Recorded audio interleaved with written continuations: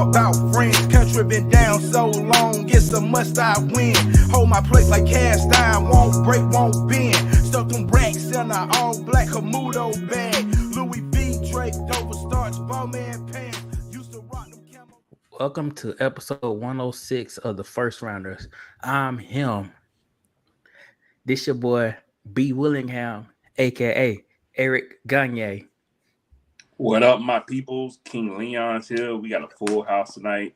It's gonna be incredible. We live. What's up, my peoples? I'm glad y'all here tonight. Well, yeah, man. What's going on, everybody? This is your boy, the Real Reggie, aka Young Clifton, man. Back for another live episode, man. Like I said, for everybody else who's here, man, tell your peoples, man, we're here. Tell your peoples, come on in. Come on in, man. Shoot, it's a party. All y'all invited. Except for the lady. Yeah, buddy. We out here. What's up, y'all? It's Corporal Rivers in the building. Corporal Rivers in the building. Hey, reporting live, baby. Reporting live. Hey, and now for our special guest. Yes. We got a special guest on here. Chris Wheeler. What's going on, big dog? What's up, fellas? Appreciate y'all having me back on the show again. I look forward to tonight's conversation. Yes. Got a great show, guys. You know, talking about the title. I'm him. Was he him the other night? Yeah. About that. Getting spicy already. I love it. Let's do this. Yeah, that was. I didn't even see the game, but I old buddy. You know, I think they do Dylan Brooks, old buddy from Oregon, when they played against UNC in 2017, and he took that L. But yeah, I remember that damn dude. He all about that life now, ain't he? Well, he thinks he about that life. Calling him out, LeBron. Oh, I mean, he's still old, but hey, he'll still give him that work. Yeah, but we all know that's Dylan Brooks, though. That's Dylan Brooks' game, man. So Dylan Brooks is going on. Again, like I said, he's definitely that edgy player on your team that's going to give you, he's going to give you words as well as, everything else, man. He's going to he brings the edge. He's the edge lord, mind you. So yeah, that's always been his game, and no matter who it is, he said he has that work for you. So I mean, I can respect it, but again, you got to back it up. But hey, the Grizzlies just took it to the Lakers all game. Last time. I mean, that was about the biggest flop I think we've seen the Lakers, man. Like I said, since almost in that playing game against the Timberwolves, but yeah, man, Austin Reeves, man. Like I said, again, for one thing, I didn't see Austin Reeves, man. Who had it on their bingo card that Austin Reeves would actually, be a great player in the 2023 season? I didn't. Yeah, me either. I didn't have that on my bingo card. I didn't know who Austin Reeves was, man. Nope. A month ago, nobody did. Yeah, I didn't know who he was, man. I can tell you, I couldn't point, man. As Austin Reeves was walking down the street right now, I still can tell you who Austin Reeves was, man. Nah, I'm just saying, I didn't have that on my bingo card, not at all. But can I get back to about Dylan Brooks though? Is the man like a poor man's Draymond Green? I mean, I'm just asking for the simple fact is you talk a lot of shit. But it's like Clay. I ain't trying to give Clay Thompson a lot of credit for nothing, but I'm just saying, man, true. Like, you ain't did nothing, bro. You ain't the best defensive player on your team. So I mean, what's all this puffing your chest out?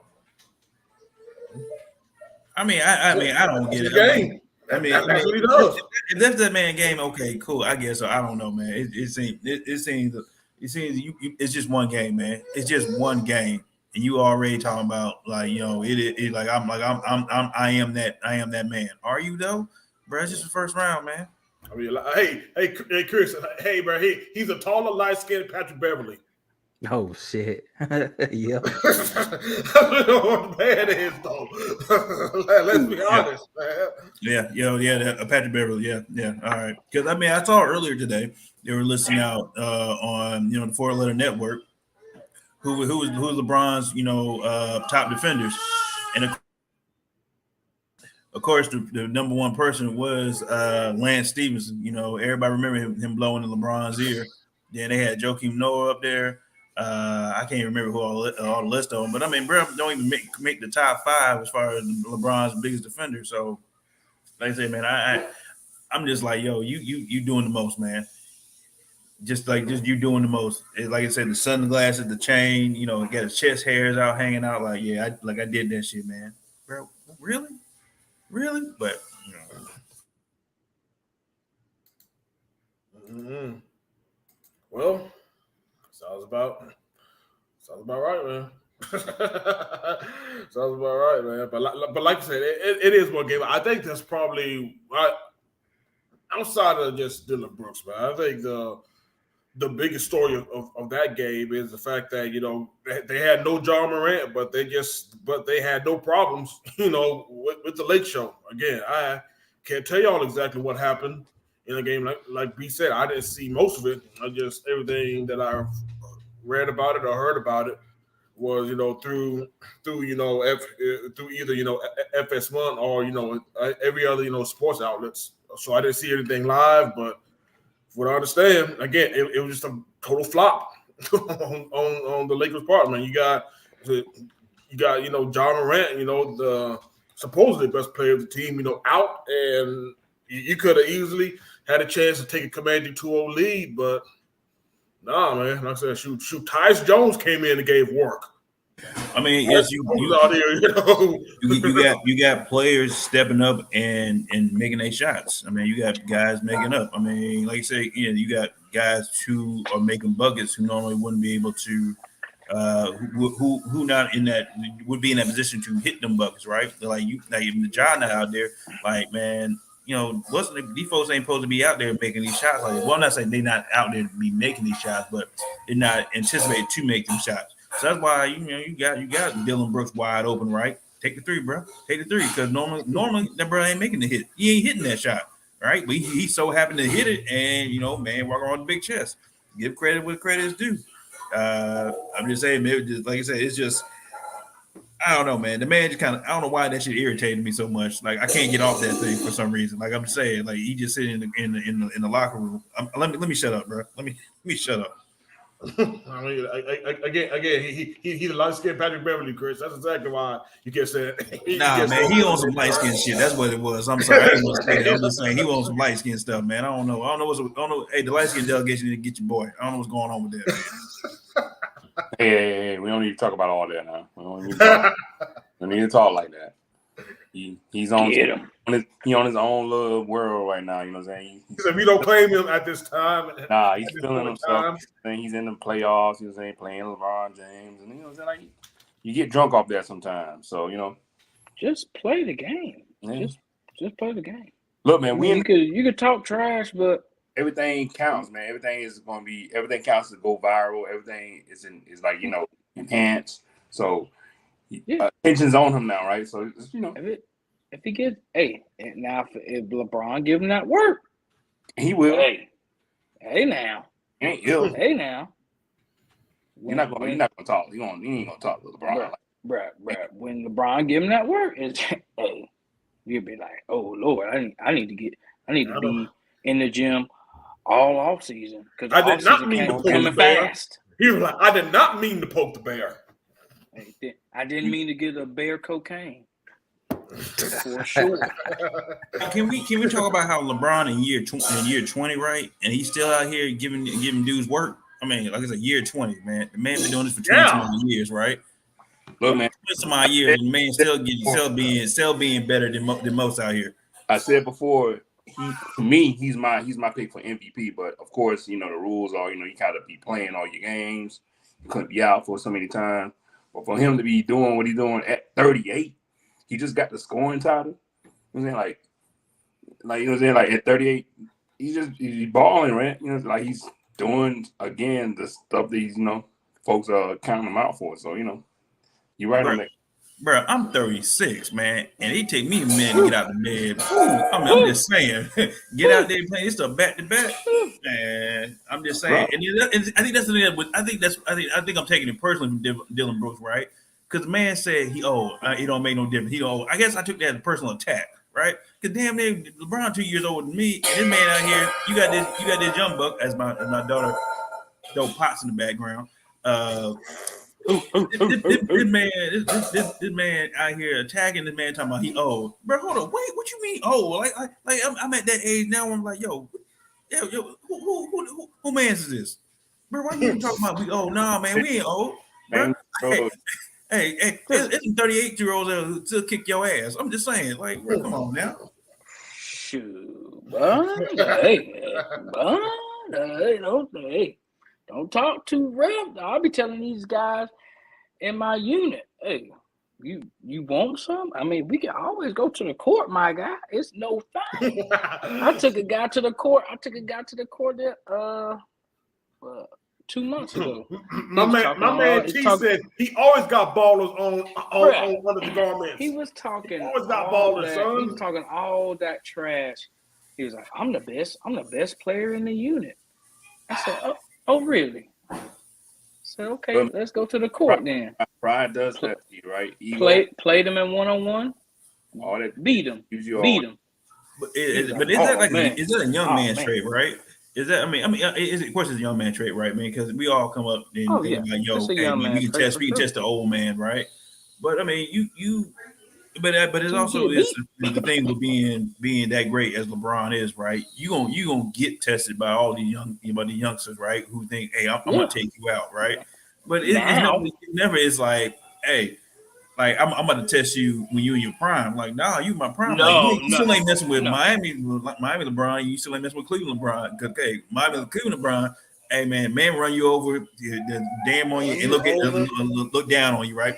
Holla at Jason Terry because the man's still looking up. I was about to say, man. Hey, bro, you ain't trying to holler at LeBron that scored 25 points on the Pistons in the fourth quarter in it overtime. Bro, hold on. Then the man gonna talk about I ain't got no respect for you unless you drop 40 on me. Really? Really? That would trip me out about it, right? Like he said, man, I ain't got no respect for you if you don't drop 40. Is that what you talking about? He the all-time leading scoring points in NBA history. Wasn't it years ago, how many points he got? How many more points you want him to give you? That's what I'm saying. Wasn't it years ago, right? The vendors took pride and said, "Yo, if you don't give above 10, I did my job." Now this man talking about, "Hey, the man scored 26. I did my job." Really? Is that what we're talking about? Because again, we talking about LeBron, about 20-year-old Bron, or 20 year in the league, Bron, right? He ain't that, so he ain't gonna be that physical and so forth. So it ain't no longer that dialogue where you go, hey, only thing we hope to do is contain him. We can't stop him. We got to contain him, right? He ain't that no more, right? But he's still good enough. I can get you 26 points, right? So you should be able to hold him down if you that dude, right? If you I am him. Right, but you over here want me to give you praise because you stopped the man because you held the man at 26 points. I was like, man, it seemed like he had a kind of a good day to me, right? Instead of like if you got 30 or 40, bro, you might as well just sit your ass down, he was, but at one point he was like averaging like 30 something a game during the regular season. Like LeBron was averaging 30 something a game during the regular season, so. Like, bro, what else do you want LeBron to do, man? Like, Jesus Christ. Like, he's holding it down for the team and holding it down for the old folks that's still playing in the NBA. Seasoned veterans. He's doing what he's supposed to do right now, especially for that team. Like, Jesus Christ, man. Who like for them young folks, man. The scenario is like this. You want to ride, you going for a championship. Who you want to ride behind? You going to ride behind LeBron James. Like, you know you're going to be up in your ante if you're on the team and LeBron's playing. Like, you know you got to play hard. Only other person that be like that is Kobe, Jordan. You know what I'm saying? Like, these are seasoned veterans that are like superstars that when you own that squad, you know what I'm saying, you got to play your hardest. You're not going to be on the bullshit. So everybody's going to be coming correct with it. It's like, it's the motivational factor. That's another, I feel like that's an intangible too going in for MVP type of deal. If you want, like, if you playing with him and you feel like you can do fucking anything, you know what I'm saying? Like, you can play at your highest level because you're playing with LeBron, that should count too, right? I mean, it all depends. But It's Anthony Davis' team. I mean, we all know that. I only thing I'm gonna say about Anthony Davis is that man will make you think the worst, and then all of a sudden the man will come back and be like, "Yeah, it's all good." Because y'all saw where that man was talking about, "Hey, I can't feel my arm," and then the man left, came back, and then the man went out balling. I don't know if he took notes from Paul Pierce or whomever, but again, every time that man get hurt, you be like, "Bro, he out," and then also now he back like, "Oh, yo, I'm good to go." Like I made a miraculous recovery. I heard today.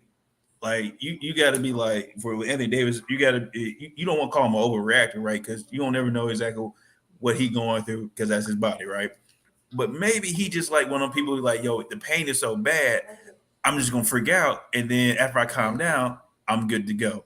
Like I kind of overreact, but now I'm fine, and now like let's get back to the game, right? Maybe he that type of person. B12 shots out the wazoo. In the back, they're like, "Oh no, we inject you with everything we can." And I was like, "Nope, not like this. Yeah, but yeah, man. But again, I still think that we're definitely going to see a long series. I don't see this series going any less than 6. Personally, I don't know. I don't know who was actually going to, really come out in the end because like you said, man. And I'm just going to say it. I actually think Tyus Jones is a better point guard than John Morant. I mean, John Morant score. He can give you the excitement, but in terms of actually knowing ball and actually especially knowing that position. Tyus Jones is a much better facilitator of the offense than he is. Hey, Reggie, you already know. I mean, I got nothing but love for John Morant. That's my dude since the man showed up. So I ain't gonna take it personally that you said Tyus Jones is a better point guard than him. So I'm letting my fanboy sit aside on that side. I will say this is that Ja got to figure out better ways to like as he get older, he gonna have to realize like how. Unfortunately, Derrick Rose didn't realize earlier, bro. You can't always keep slashing to the basket, man. Like you can't always slash into the basket, bro. You got to learn how to figure out how to get your shots other way instead of man trying to jam on somebody, man. Like you can't, man. Like you can't keep doing because your body ain't gonna be able to hold up. Shout out to Zion Williams as he's going through that right now, unfortunately. Oh Lord. But I'm just saying. All I'm saying is like everybody goes through the phase like every like hell. Shout out to Dwayne Wade because he did it too, right? The man every time slash the hole, dunked on him, right? And as you realize, as y'all get older, hey man, can't be dunking. You know why? You know why LeBron is probably so good at keeping his body? Because the man figure out soon enough, like, yo, hey, I can't just always go to the hole and jam on these Negroes, man. I got to pull them back, right? I got to pull them back. I can't always go jam on them, right? Because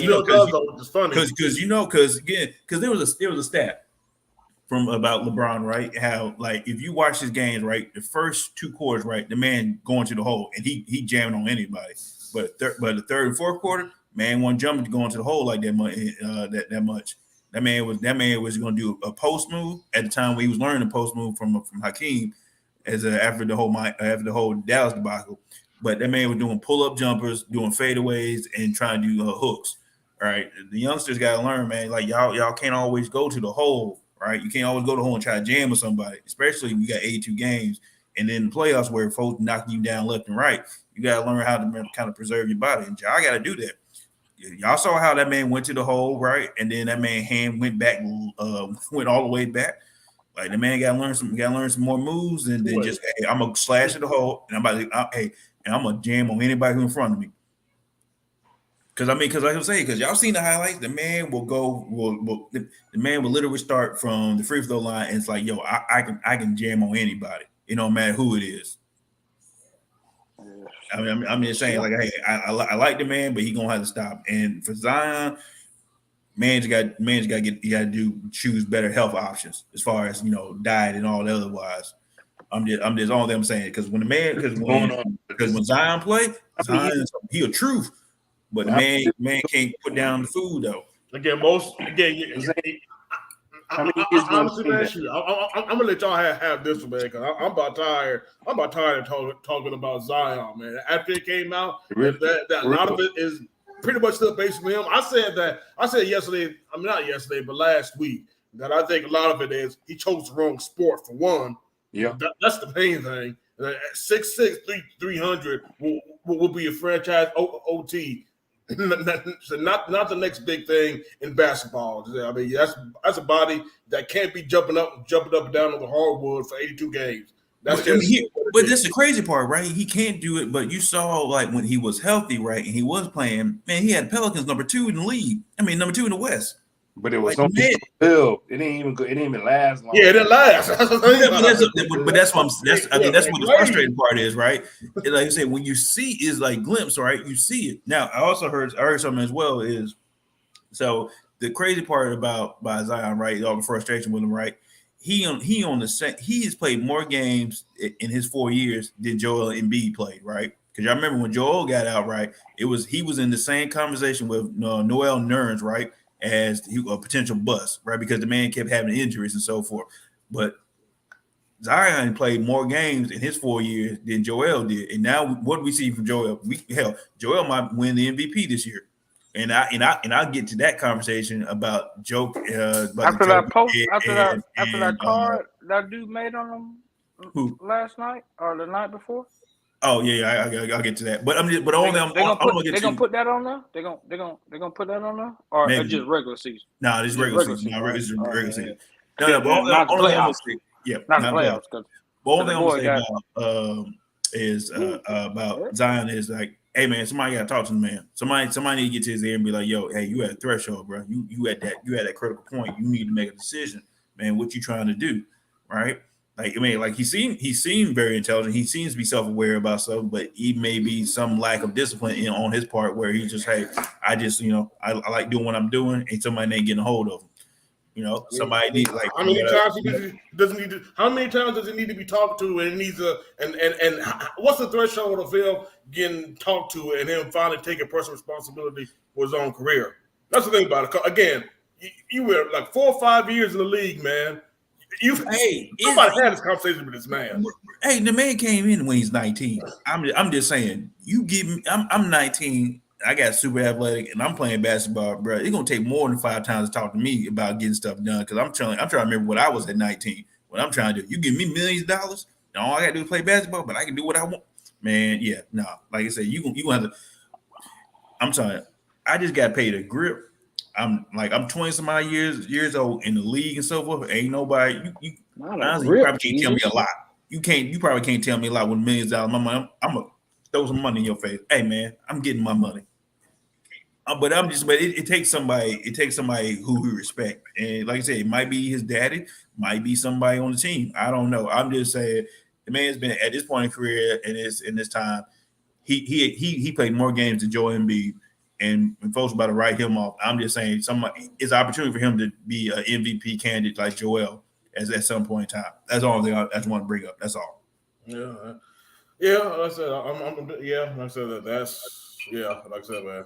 I don't know about y'all. Like I said, I'm tired of I'm about tired of the Zion conversation myself, man. Especially now, man. Shoot, we need to talk about these folks who are actually playing for something, instead of somebody who wants to continue to eat these beignets and gumbos. but you're right. Y'all want to talk about the Hawks though? We'll say them niggas flash, bro. I'm just saying, y'all want to talk about a superstar who ain't doing what he's supposed to be doing? I'm just saying, like I'm just asking because I didn't show up to the post game in Boston colors. I'm just saying, like I ain't out here talking about regular season don't matter. Hey, I ain't saying. I ain't saying that I got 2 coaches fired. Hold on. You said that Zion, 19 years old, coming to the league with the grip, man. You talk about how he needs time to still adjust to that. Why can't we give Trae Young the same time? Because he came to the league. Because Trae Young played for my team. Because Trae Young played for my team. That's the problem. Trae Young played for my team. Zion don't play for my team. So there is a double standard, okay? I don't make the rules.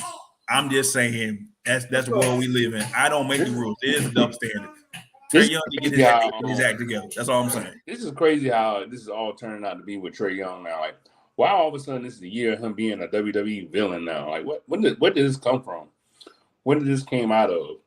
I think honestly, the matter says I think again. For 2021, Ronaldo, him being the new villain of Madison Square Garden. We all know everybody still makes the garden out.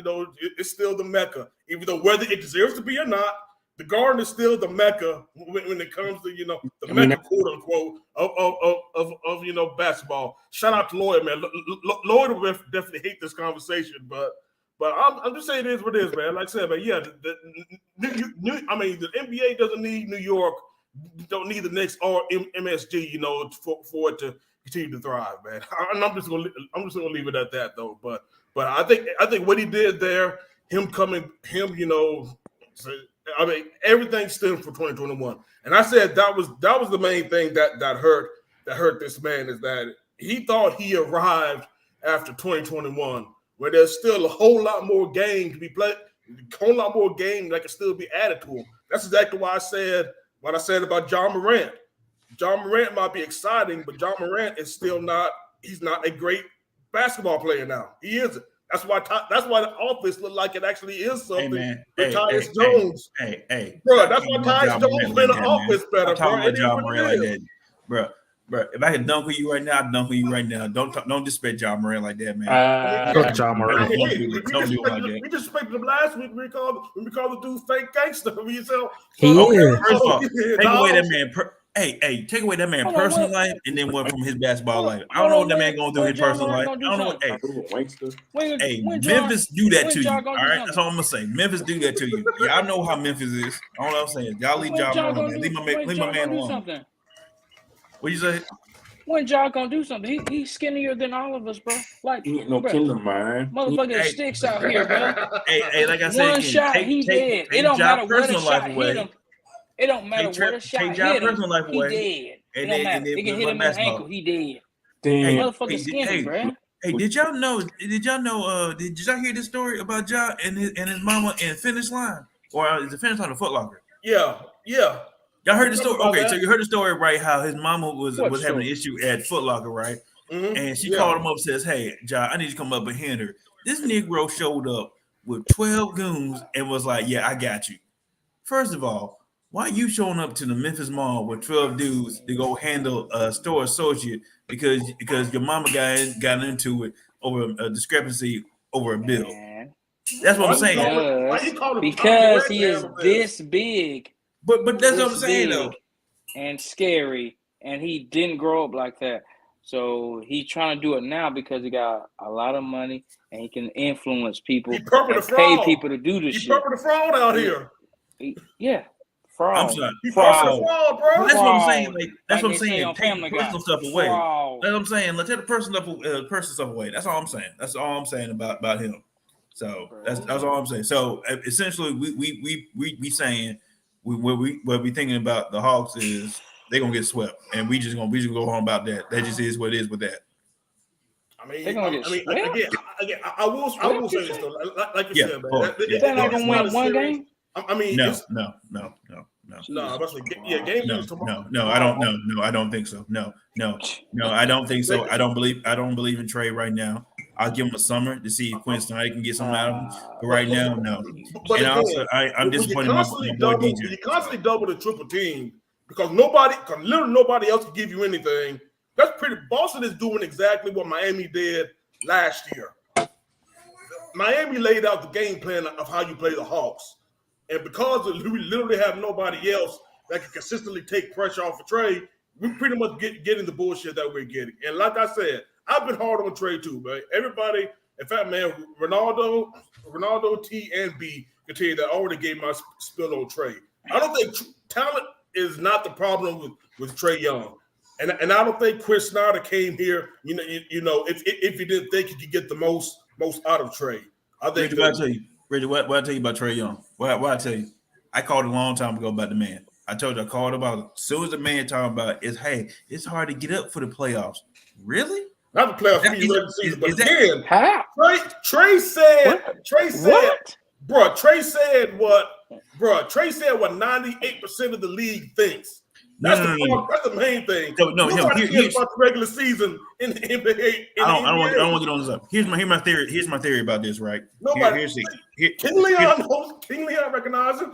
No. Here's my theory about this, right? So you got three categories of superstars, right? You got a category of superstars of ballers who just want to play basketball all the time, right? They don't care where it is, who it is. I'm gonna give you that work no matter what. That's Kevin Durant. That's Kobe Bryant. Hell, that's Michael Jordan, right?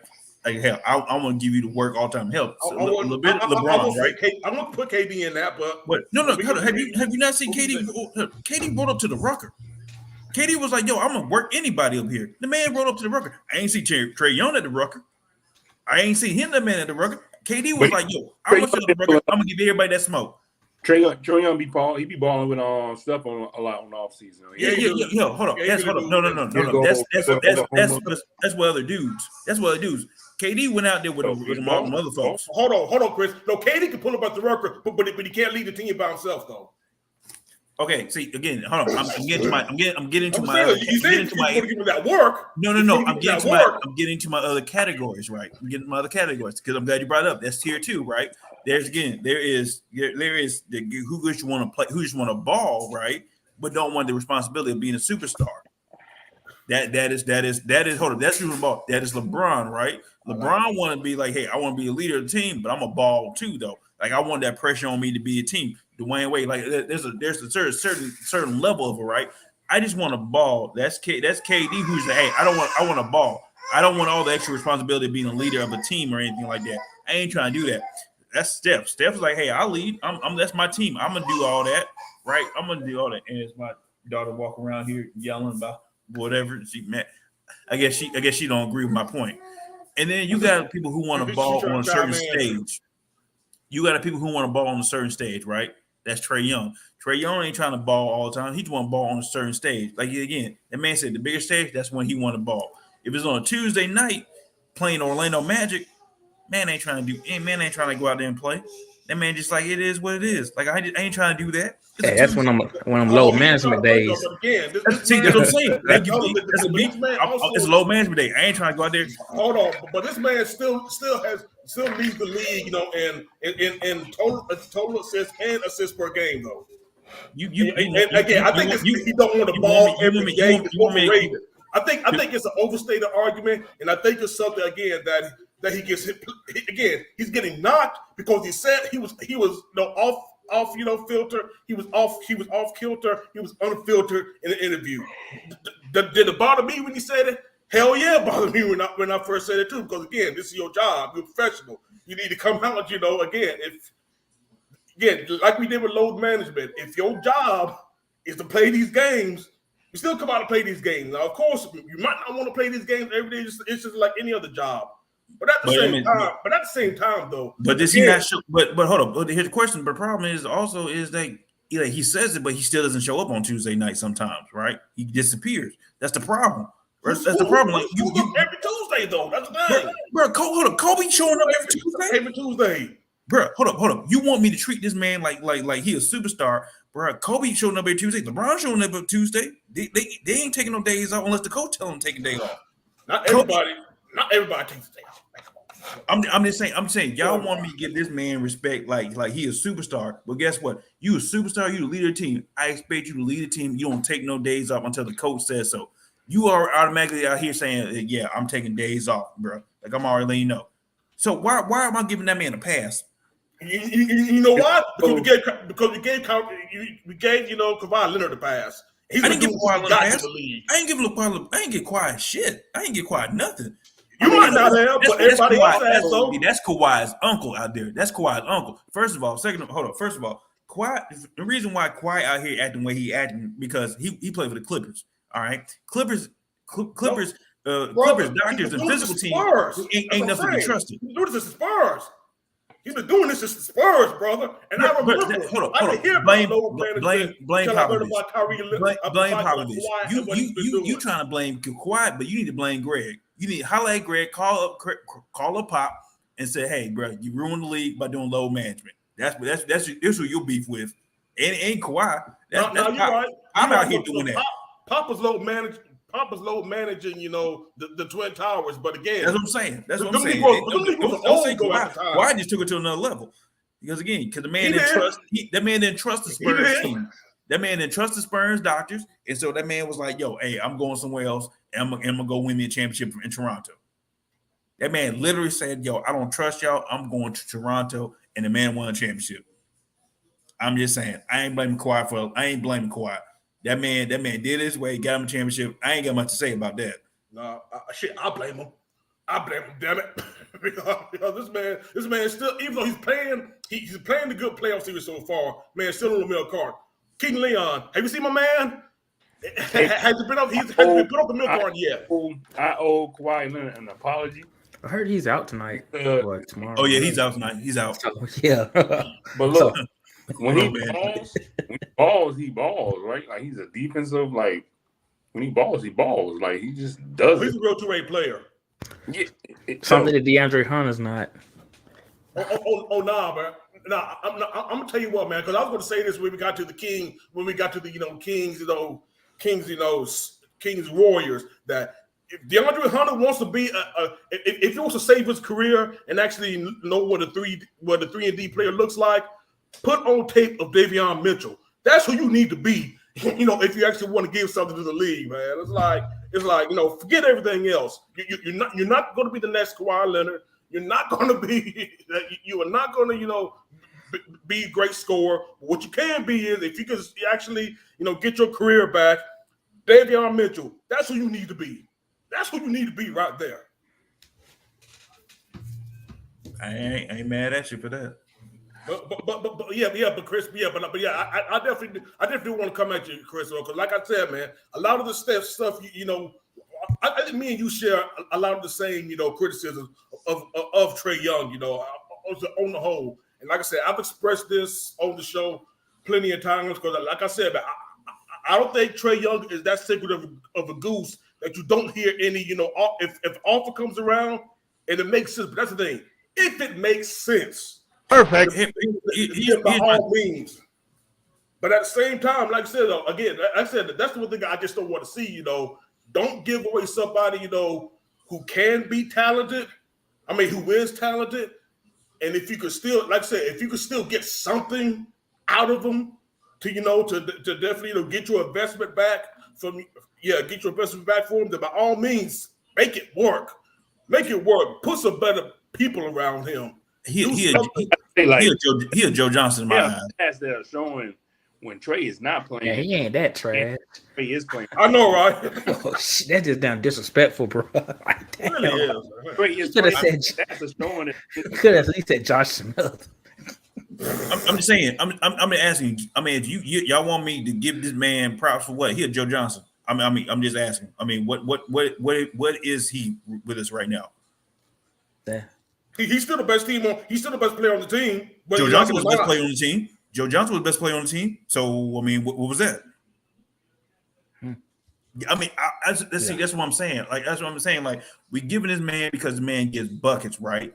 Joe Johnson gave us buckets too. So that's what I'm saying. What is the difference between him and right now? Because right now, from what I remember, Joe Johnson can play defense.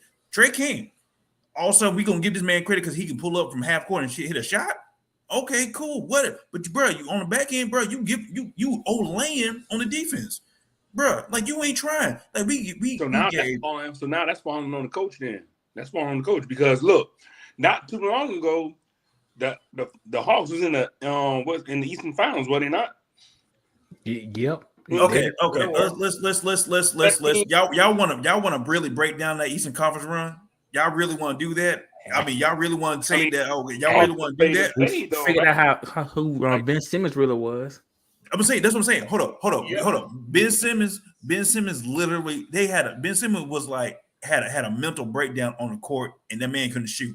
All right, that's where that man was with that. And then in the Knicks team, that was okay. So we giving credit for that. Okay, cool. You play who you play, and you get to where you get to. All right, cool. Yeah, like whatever it is, right? But So you kind hold on. Also, it was during the time where they were doing that check fraud, right? If you act like you got hit, you go to the line. So I don't think I'm just saying is again, like yes, he had to run. That I can't take that away from him. But since then, coaching. I think that's coaching, and then that's just what I'm saying. That's just organization doing what they doing, making moves. Okay, so I got a question. My question is how much can we keep on coaching? Because the man got two coaches, right? The man got two coaches fired. I'm sorry. Let me not say it. He ain't got two coaches fired. Two coaches had been fired. He got two fired. No, so okay, at what point in time do we just be like, all right, hey, it's him? The job. Lloyd Pierce has sniffed the jobs since he got fired, and Nate got fired previously for 2 other jobs. So are we really going to blame Trey for getting 2 mediocre coaches fired, and one guy who might not even be a great coach? And let me say this about like Nate McMillan. He actually had a decent Portland Trailblazer squad with Brandon Roy, and I forgot who else was on the team, LaMarcus Aldridge, and Tariq's favorite guy, Greg Oden. So okay, all right. So it's a wash. So it's a wash for them too. All right. Nah, so now he got Quinn Snyder. Now he got motherfucker. So okay. So let's wash. All right. So he gets a wash on what's the name on Lloyd Pierce and old dude. All right, I can't name his name at this point. So. Yeah, it doesn't matter. So I'm just trying to figure out at what point in time do we be like, yo, the man just is what it is. He ain't a leader. He a building piece. Quinn Snyder, is that what happened? Right. So we're gonna give it up to him to figure it out. And if he don't figure it out, it is what it is with Trey. Because like I say, because you just don't change, right? I feel like if somebody's on there gonna tell you to change way you go around. Because again, we expect you to be a leader, you're the franchise player, but you act like you don't want to leave. All you want to do is just get out there, shoot, and then go collect your money and go home, unless he's on the biggest stage. I feel like if Trey had like a Mike Brown or Steve Kerr as a coach, it would be a different story. Yeah, that's so basically he needs somebody with a ring to convince him to be be. That's what he's saying. That's like I need a championship coach for me to respect you and basically to change my ways. What player doesn't want that though? But didn't Nate let's check. Phil Jackson didn't have a ring when he went to Jordan, and hell they want a ring. They want a ring. Phil Jackson had a ring though. He was a player. But bro, that's a player. They ain't a coach. No, that's a separate story. You same thing. He knows what it takes to get that ring. So, Nate was an all-time defender, and all of a sudden Trey still ain't playing no defense. Yeah, Trey. Yeah. No, Nate was an all-time defender. Nate was one of the greatest defenders, and then somehow Trey still ain't playing no defense. So what's that? That's just Trey. The whole team didn't play defense though. But that's what I'm saying though, right? The man, hold up, I'm like the whole team. So you can't just say Trey ain't played defense. But again, that's my biggest gripe with DeAndre Hunter. You got somebody who drafted, who at least the previous GM drafted to do 2 things specifically: to defend the perimeter and shoot threes. That's what DeAndre Hunter was drafted to do, and DeAndre Hunter can't do either on a consistent basis. That's the problem. That's the thing about it, though. You know the problem. I'm done talking about Trey. I'm done talking about Trey. I ain't done. I'm done talking about Trey. DeAndre Hunter's problem is he went to Virginia. Yeah. So I mean, at the end of the day, that's exactly he went to Virginia. But like you said, Chris, to put a bow on it, like I was telling everybody last week, man. Just again. The Hawks did what they're supposed to do, man. They didn't get embarrassed by a team that embarrasses them every year. I mean, they got past the Heat. Everything else is pretty much gravy. I didn't expect them to do much against the Celtics, and even if they get swept, it ain't gonna be no hair off my back, man. I'm just ready to see exactly what we're gonna do in the offseason. And I really don't care about this team, until after summer 2023. Everything else now is just I'm just along for the ride, brothers. Right. I'm just along for the ride. We'll just see exactly. Just wait for the season to be over with.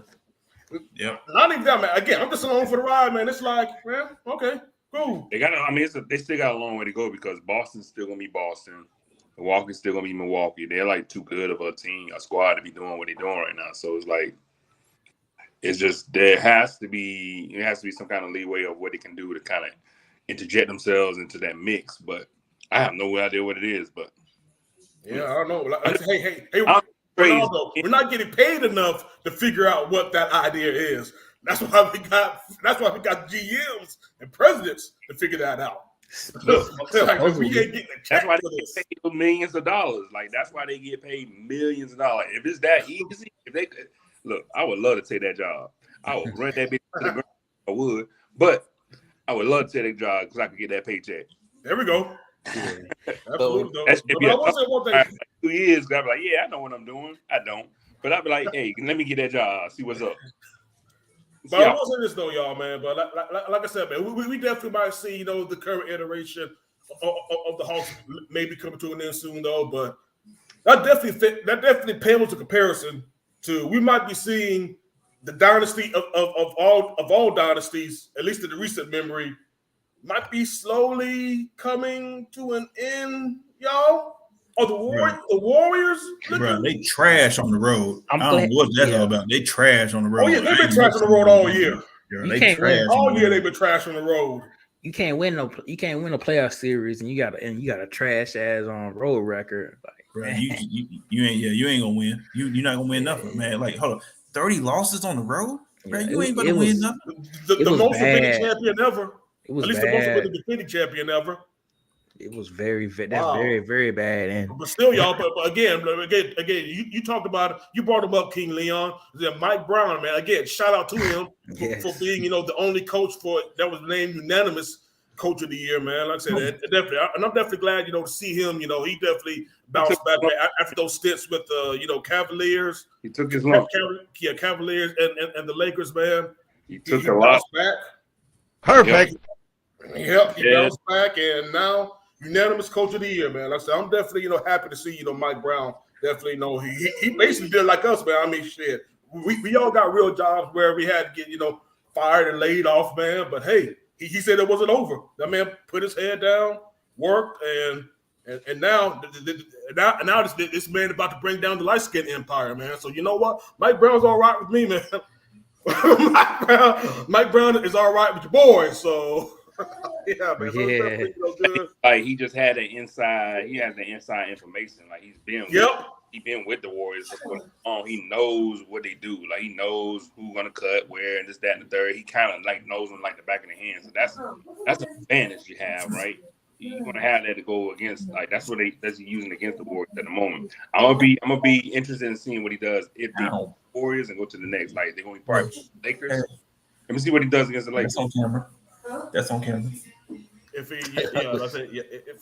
they make it, man, that should definitely be interesting, man. But again, but like I told y'all yesterday, man, De'Aaron Fox is definitely the might be the most slept on superstar in the entire league, and it's not because of him per se. It's because of the fact that he's in Sacramento. This is a team that hasn't been relevant since 2006. You mean DAA Ron Fox? DAA Ron Fox. Yeah, him. Yeah. I mean, the funny thing is, though, I still remember, the debate about De'Aaron Fox and Lonzo Ball, back doing, I was just about to bring that up. I was like, because your boy Stephen A. Fox beat him head to head in the NCAA playoffs. Hey, your boy Stephen A. was on that from the get go. He was like, hey, if I'm going number one, I'm getting Fox. He said because the way he was eating Lonzo Ball's lunch, he was like, yeah, that's who I want. I was like, yeah, Stephen A. been calling that for a minute. Oh yeah. Lonzo Ball just can't stay healthy for. He can't stay healthy. And back then he couldn't shoot. So, like I said, again, he's got better since he got into the league, though. But like you said, B, he can't stay healthy though. But again, from jump, like Chris said, De'Aaron Fox was the guys that real ones were talking about. He should be the number one, or at least he should be a top 5 pick. Oh yeah, most definitely. And I think he got the Clutch Player of the Year award I never even heard of. First, yeah, this is the first year for us, so it was like, okay, yeah. cool. And and since we're talking about Sacramento, what y'all thought about old Draymond giving Arita Sabonis' son the coup de grace? Stomp gate. Par for the course. Par for the course, because the man is good at knocking niggas in the nuts. Par for the course. That man went Finn Balor on him. No, hold on. That man with Brothers Johnson. We gonna stomp all night on the Monte. He went Kurt Franklin on him. Make you want to stomp. Revolution featuring Rodney Jerry that rap. That's par for the course for Draymond at this point in time. I mean, hell, it's not a playoff if Draymond don't get suspended. I mean, honestly, pretty much, yeah. That's exactly what it is, man. That's exactly why you need. That's exactly why he was. I knew he was going to get suspended because, again, there is a pattern of behavior of this. I mean, I kind of understand, man, because again, I don't know. I think Sabonis meant to hold that man's leg, but I don't think it was anything, just malicious. Again, I think there's some gamesmanship, but we all know Draymond's temper, though. Again, like you said, Chris, we know the man. We know the man. Has it in him to sneak people. He'll sneak a hit on you. Yes, he will. He'll sneak a hit on you. And that's the funny thing Chris was telling me. Chris was like, if I was Jordan Poole, I still want my lick back. Okay, so okay. I mean, so that gives me to I want to talk about Sabonis because I call him a poor man, Joker or Jovic. I can't say the name. Jovic, right? But since you said that, right, Rudy Gobert, I'm just saying, I it's something about that French man. I'm just like, really, bro? Like, honestly, you just seem like the person to try. Like, you really just seem like the person to try. And honestly, the Minnesota Timberwolves seem like the team to get tried. The only person on that team who I wouldn't try is Ant-Man. Other than that, that's about it. Everybody else, I can try everybody. Because Cat probably ain't gonna Gobert ain't gonna do nothing except punch a man in the chest and so forth. The fact that his own team ain't call him a bitch. Let me know where everybody think about that man. Yeah. And they gave a four first rounders for that man. Four.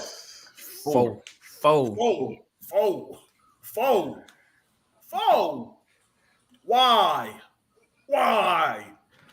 Again, I guess the guy who should have been voted the most overrated player in the damn league. They got 4 first rounders and a whole ass of players.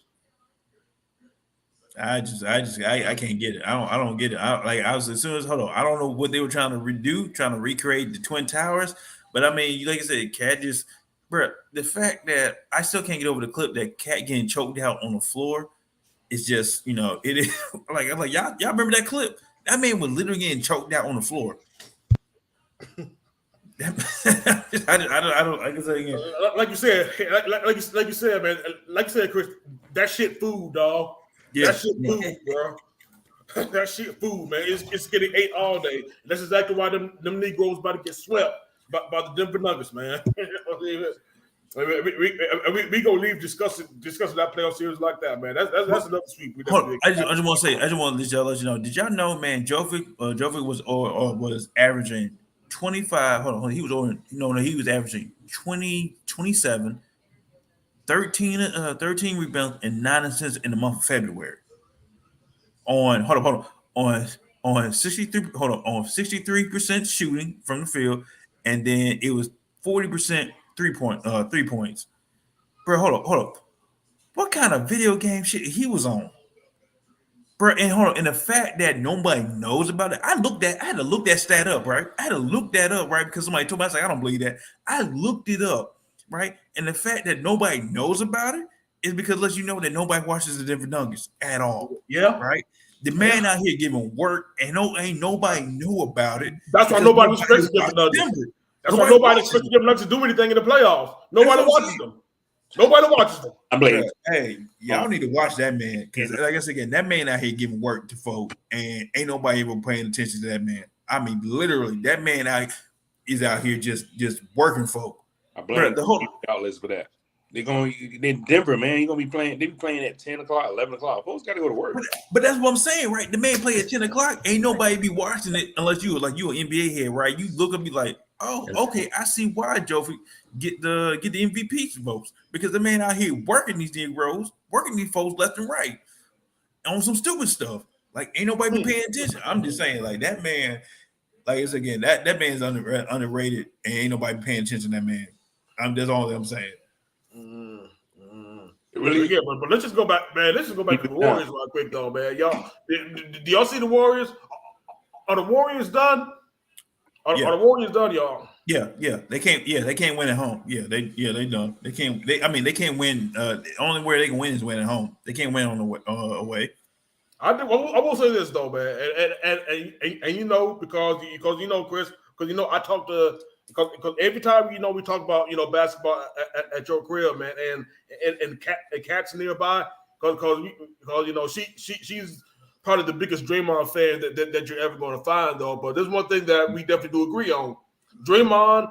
I think Colin Cowherd said it though, but I talked about this with other people too. I think I've also talked about it with B on several occasions though. But Draymond is definitely the heart of the Warriors, and he makes a lot of things that the Warriors go. He's truly, he's truly, the opposite. He goes well with the finesse style. Like I said, you have the finesse in Steph and Clay, and Draymond is just a perfect balance for everything that the Warriors do. Like I said, he's rugged. He plays defense. He'll run through somebody's face mask to borrow a term for football. And like I said, he is the main reason that they have 4 championships in like the past 3 years. He try to do the math on that with good people. He the goon, man. He's the goon to rough everybody up, right? I mean, that's his style. His style. He's a high functioning goon. He's a high functioning goon. His style is to be physical and to rough you up, right? That is his style, right? But I mean, as y'all seen, as he older he get, as you can see clearly in his beard by the grays and so forth, the man can't do as much as like he used to, right? Like that's the thing. Like he tries to rough you up. He tries to be a goon, right? And then he could always be at that point where he could bring it back. But at his older age, he can't bring it back, right? It is what it is. Like he goes full tilt and then he calls and gets the technical and then gets suspended, or he don't do it enough. I mean, that's where he is at this age and in his career. I mean, that is what it is. Again, I've heard plenty of other predictions saying that this is his last year with the Warriors. I mean, honestly, they were surprised that the man came back this year because the man probably could have got cut last year. But this is it. I mean, this is the last dance with them as in its current iteration with Draymond, Clay, and Steph. That's it. I mean, this is it for them. So, like I said, Mother Nature. Like I said, Mother Nature's bring it down. A physical player, like Draymond. I mean, shoot, even Andrew Wiggins, who's actually been pretty good coming off the bench so far this series. He's questionable. Tonight, or at least, by the time you get this, good listeners, the game will be over, though. But Jordan Poole has been awful. I don't know what Jordan Poole has gone, man, but Jordan Poole hasn't done anything this series. If I'm Jordan Poole, I still ain't right because I gotta get mine from what's the name? I gotta get mine from Draymond. I gotta get mine from Draymond. I still ain't right after that. Like I'm just saying, I still ain't right after that ish. So that's just me. Bro, where everybody at? Where everybody dropping off? I have no idea, man. That is definitely hilarious, though, man. But like I said, but we definitely, got our marching orders from our illustrious leader. No, it ain't gonna stop. No, we gonna keep going. Like, hey. I'm talking about B said he's trying to move on in this piece, man. We got to reach an hour in. I didn't realize, man. But we've been talking so much. Like I said, oh dang, we like an hour in already. Okay. But these playoffs so far have been fun. Even though a lot of folks have been hurt, though, unfortunately. But yeah, It's still been fun though, man. And like I said, man, I definitely, again, to wrap up on this one, man. I definitely think that the Warriors will eventually lose. They might not, get swept, even though I would definitely, love to see it. But I definitely, like 5 or 6, man, because Kings just look hungrier. They want it. They want it, man. And again, Mike Brown knows what he's doing against these boys. So again, props to him, and I hope they get the job done. I think they will. They might get one out of the Warriors. Probably will. They probably get one like a home game. Maybe game 4 because, like I said, man, no Draymond tonight is going to hurt them. Oh yeah. We'll see. I think the Warriors might do a little something. Yeah. Never doubt the Warriors. Oh yeah, definitely can't. Yeah, can't do that.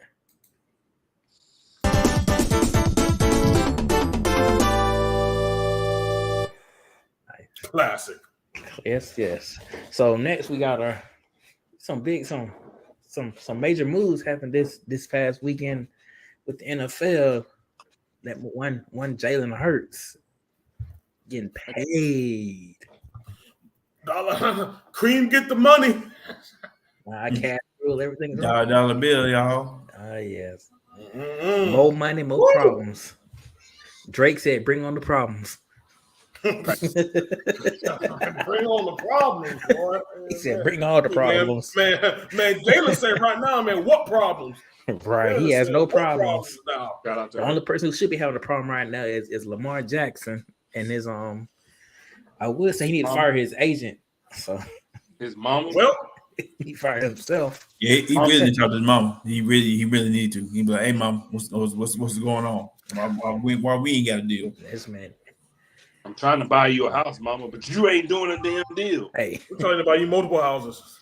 Who you talking to, Lamar? Oh shit. His agent is on. I know, right? Who you talking to? Oh man. Bad down, Lamar, and I'm gonna do it when I feel like I'm gonna do it. I'm sorry, I didn't mean. Tommy from Martin had referred his agent to him. You ain't got no job. That would be to be real talk. That would be the right thing he needs to do. But he's kind of like he has kind of leverage is nothing now because they're right money now. Like the person that really, to be honest, to me, Jalen kind of proved that he was doing better than Lamar. Yeah, Lamar got that MVP, but Jalen Hurts went to the Super Bowl. He did. Hey, I was about to say, Ronaldo. Hey, let them know the real reason out here. I'm just why your boy got paid. He can't really jump off them accolades no more because he hasn't been playing the last 2 years like that. Like he hasn't been playing like that. You have Jalen Hurts that went to a Super Bowl and damn near put it on his back and did it himself. If it wasn't for Patrick Mahomes.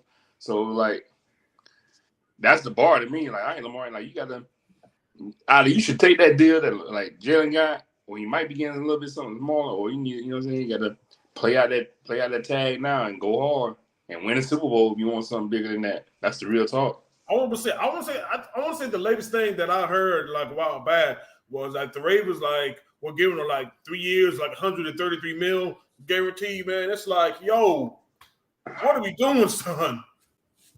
$133 million guaranteed. It's still a great amount of money. Yeah, I don't think he should be chasing after Deshaun Watson because that was the dumbest deal in the world. But man, I think we all agree on that.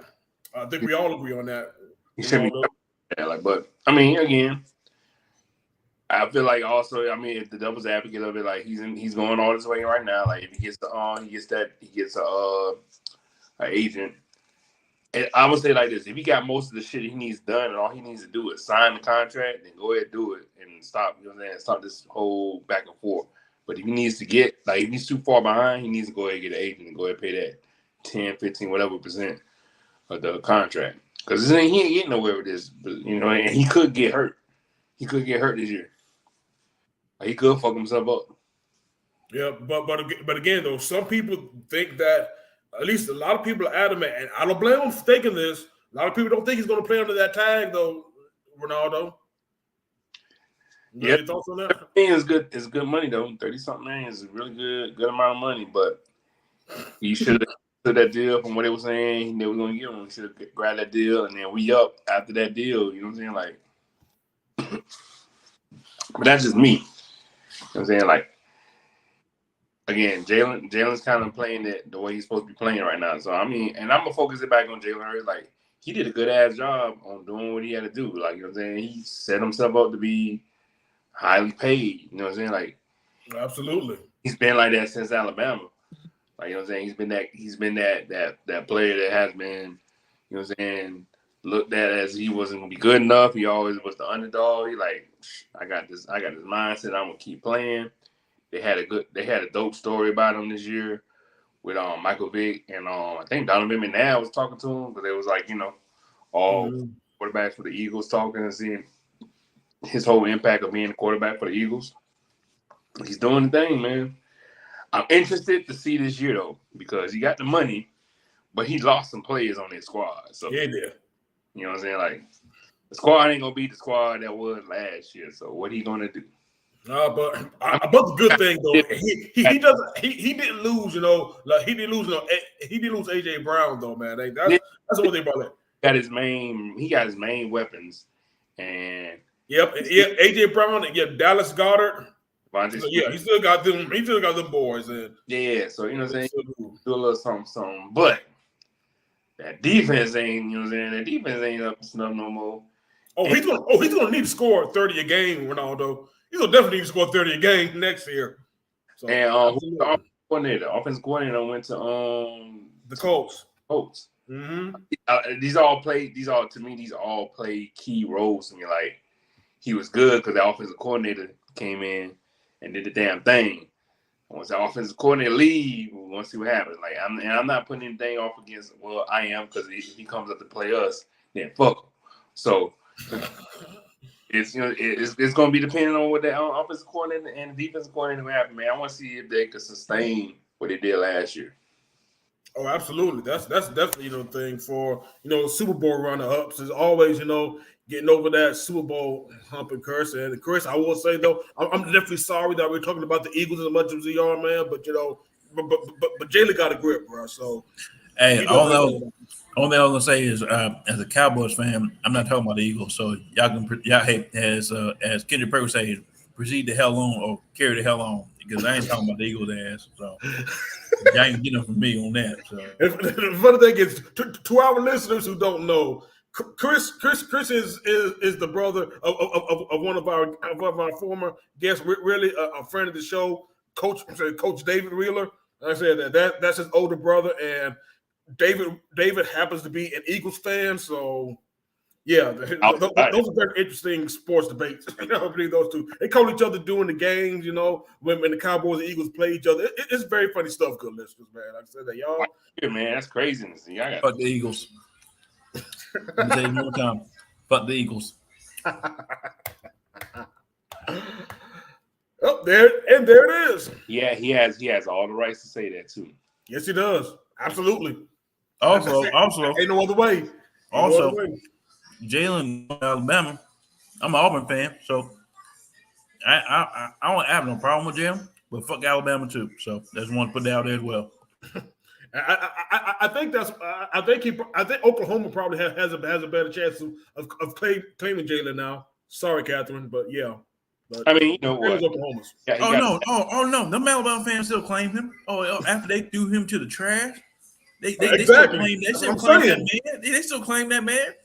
Hold on, that man too good for Alabama. So I still they too good for Alabama. Yeah, they too good for Alabama fans. To laugh at that game in the at the Mercedes Benz when they took his ass out and put Tua Tuscaloosa in. Yeah, like, whoa, what the fuck is going on here? Like, what's going on, man? So what? Okay, this is wild, but all right. And then he went on and and then the next year, the same thing happened.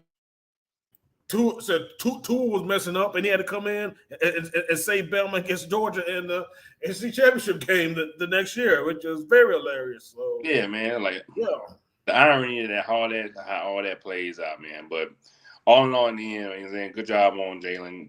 I am interested in seeing what Burrow's gonna get now, and Herbert's gonna get now. Like them boys gonna be like, about to get me some money. Herbert ain't about to get paid.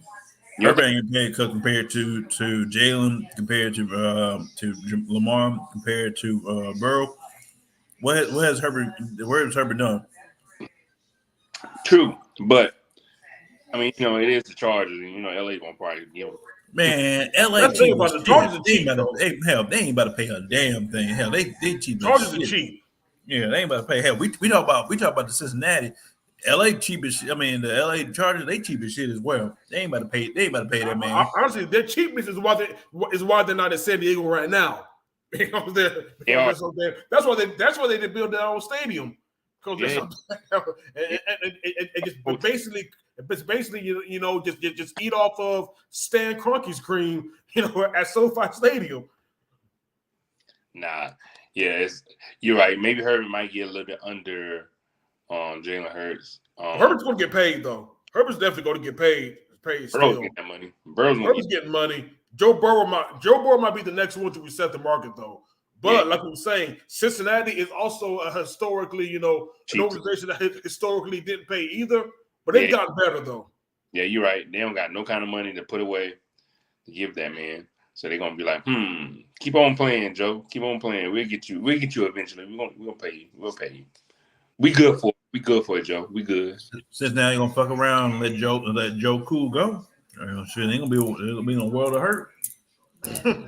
I mean, that would be a Bengal thing to do. So that'd be peak Bengals, man. But again, but the Bengals, hey, Joey B.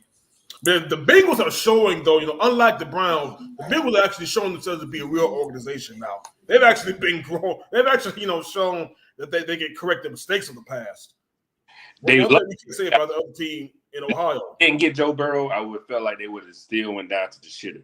Like, if they didn't get Joe and didn't get Chase after that, like I would have been like, y'all about to fire your coach. And lo and behold, he came on, you know what I'm saying? LSU helped him out. And he became one of the top coaches. He was looking bad for a minute, right? Sure. He was looking for sure. He was looking lost in the sauce. And like, oh man, I don't know if this guy could do it with the Bengals. And that's what happens when you get you a good ass quarterback. That's what happens when you get a good quarterback. Oh yeah, for sure, no doubt, man. That's a Joe Six, man. But now, but here's the moment of truth, though. Now, this is the part that I've been waiting for us to get to. We've been hearing some things, Ronaldo. We have been, seeing some things on the interwebs, even on television. Colin Cowherd's been talking about it this week, and I want to ask you, my boy, man, what is going on? What's going on with Kyle and your boy Trey Lance? What we doing out here? What we doing out here? Hey man, what's up, man? We when is they listening to offers. They listening to offers, my boy. Hold on. No. That's what we heard through the grapevine. When is it not a crazy offseason when we're not talking about the quarterback?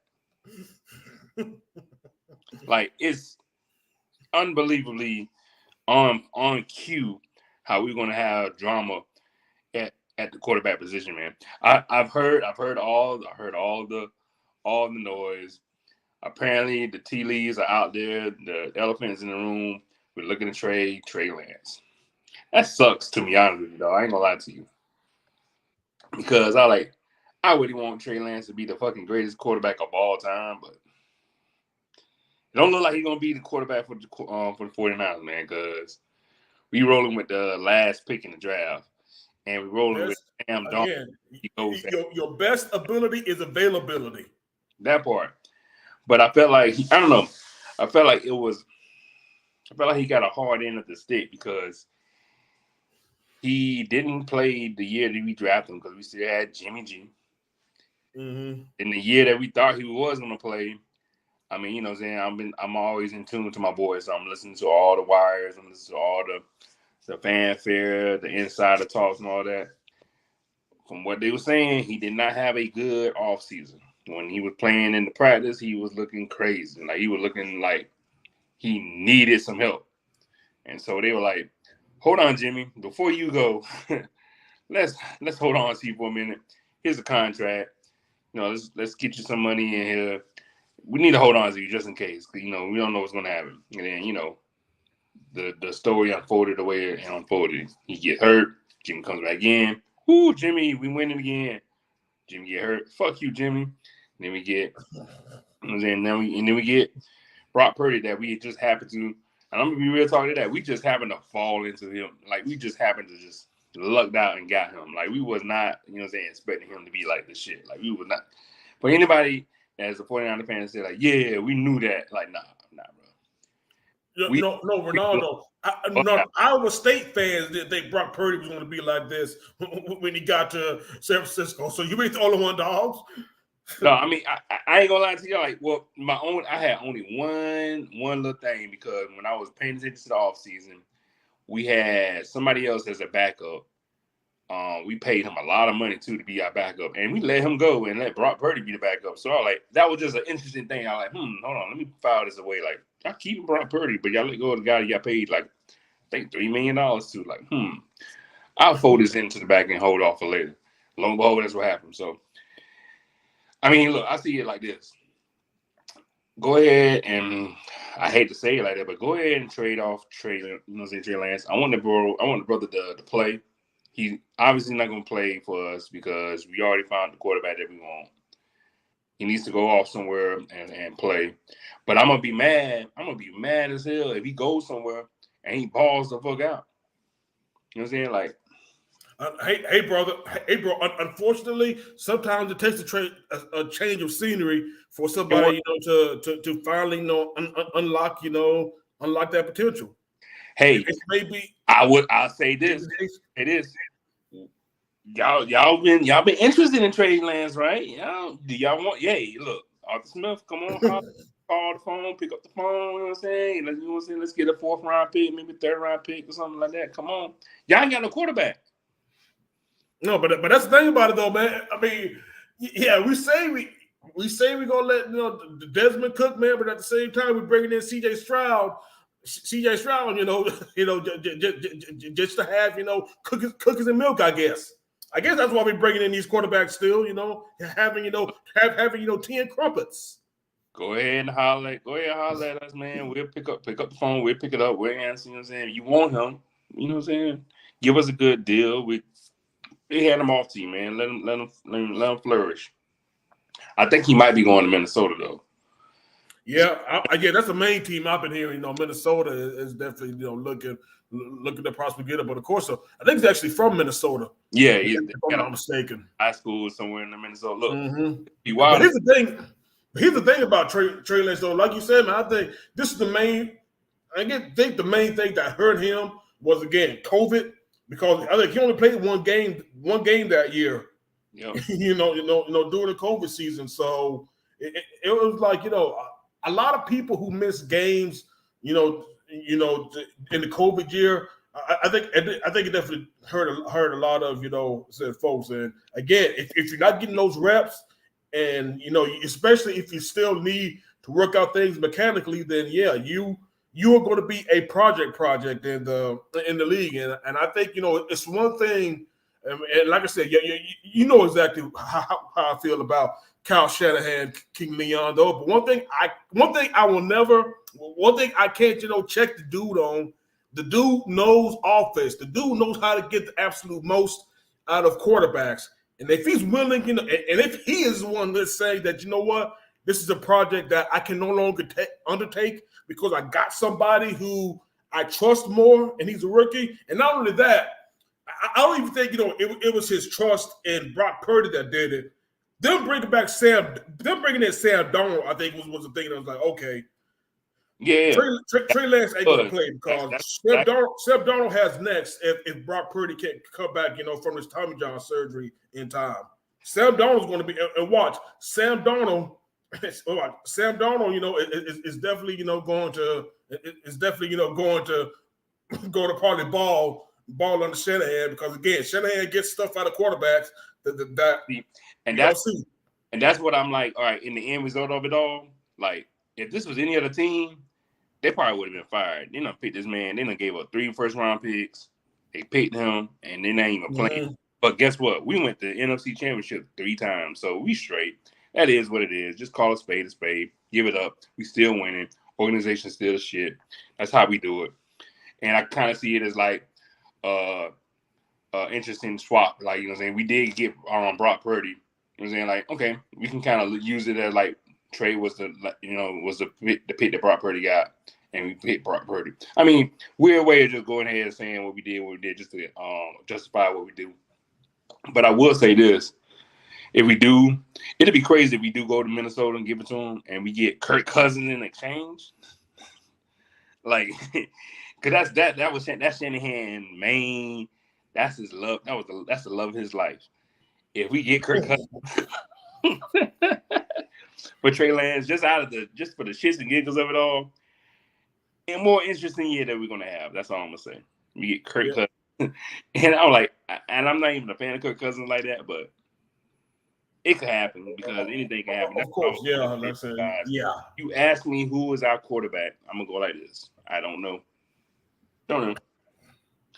I don't know who our quarterback is. Sam Darnold, day one opening day star for y'all, bro. And then watch Sam Darnold throw 4 touchdowns.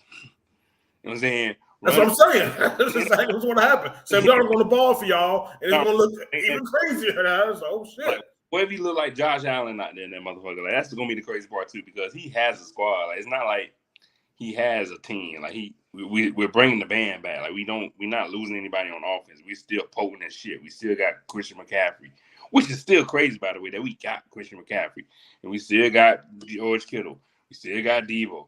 We still got Brandon Ayuk. Still got Juwan Jennings. We still got this guy, Elijah Mitchell, that's a running back that's really nice, but he just keeps getting fucking hurt. Like, I could play for them right now, and we'd be straight. Yeah. We won't get far, but I could play for them. That's how good that damn squad is. So. Well, yeah, I got you, man. See you, man. But yeah, we definitely about to see if Chris is still on the line, man, because we definitely now on the main event, man. We on the main event out here, and unfortunately, good listeners, man. Brad can't bring out the sound effects, man, because he has daddy duty. So, but anyway, we're still going to move on to this next segment because this is why we definitely brought my man's on here, because if y'all don't know, there was a big fight coming on pay-per-view on Saturday.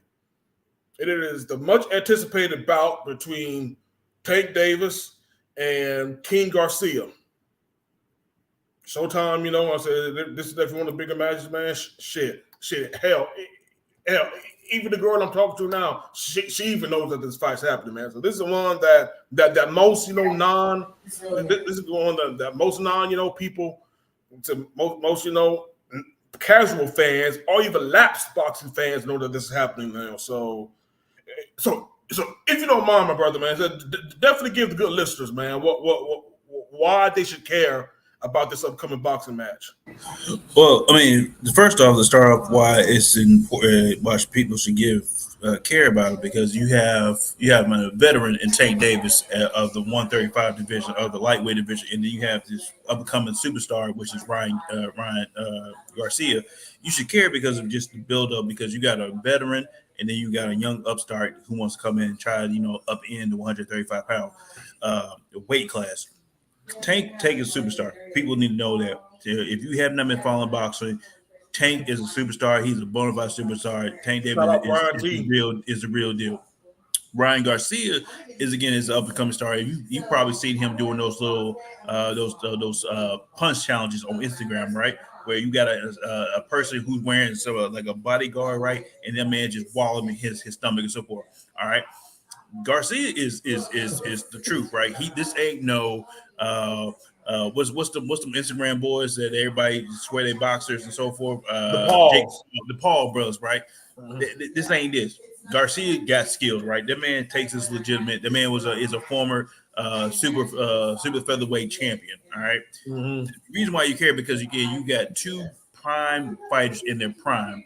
Again, it's rare in boxing where you get two fighters that within the prime that fight each other, to fight each other. That's also undefeated as well. Because again, we all remember the whole Mayweather and Pacquiao, right? Try to get that. It took years to get that fight to happen, right? It took years for that to happen, and then Yep. when they fought, it was The fight happened 5 years too late. yeah, 5 years too late, right? But now with Tank and Garcia, right, within the featherweight division, right? I'm not featherweight division, lightweight division is literally like their prime to figure out who is the best, right? The upcoming young start, or actually the veteran who's still within his prime, who's been through multiple championship fights, right, to show who is the best. All right. The thing about this fight that's interesting as well is that it's the personality of Tank, who is just like, yo, I'm that dog. I am him. I am him. Man from Baltimore, a man about that life. It don't matter who it is, whatever it is. Yo, I fight anybody. Shout out to We Own the City. Shout out to when it is right. But Garcia, but Ryan Garcia, he real too, man. The man got skill. The man quick. The man got fight. If you see Enfish fights, the man's good as well, right? So that's why you got the interesting dynamic of you got Tank in the lightweight division, and then you got the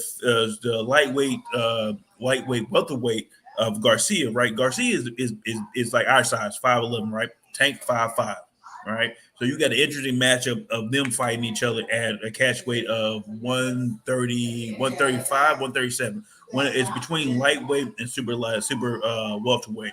Because normally Garcia's fighting in super welterweight. He's number 6 of the pound per pound of weights, right?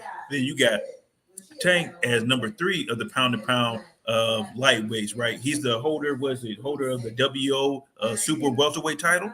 So you got that fight between these two, and that's why it's such interesting, because again, you don't get these prime matchups because boxing is political as it is, right? That's why you got so many fucking belt classes, right? Because all the different organizations can't agree about who's going to be the best, right? So you got to fight multiple champions from this person to this person to this person, right? But then to have these dudes be on, for one, have different promotions to agree upon the fight. Because Tank is with Premier Boxing, which is LB Johnson. Which, if y'all know LB been in the game for a long time. And then you got Ryan Garcia with Golden Boy Promotions. That's Oscar De La Hoya.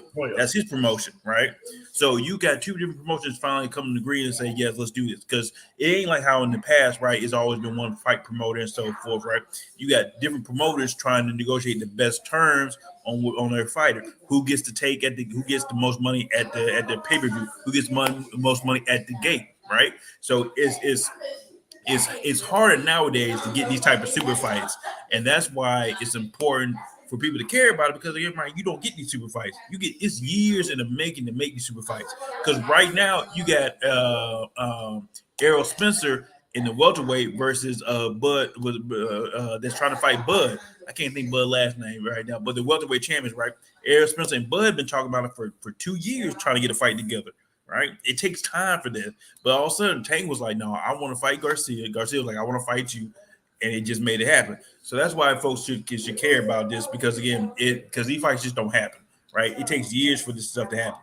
Like the last fight that I knew that I remember that's like a super uber fight that I think had a lot of buzz was Mayweather versus Canelo, right? No. Another young upstart, right, versus the veteran, right, and so forth. And again, a lot of folks were like, "Yo, Canelo gonna put them hands to Mayweather."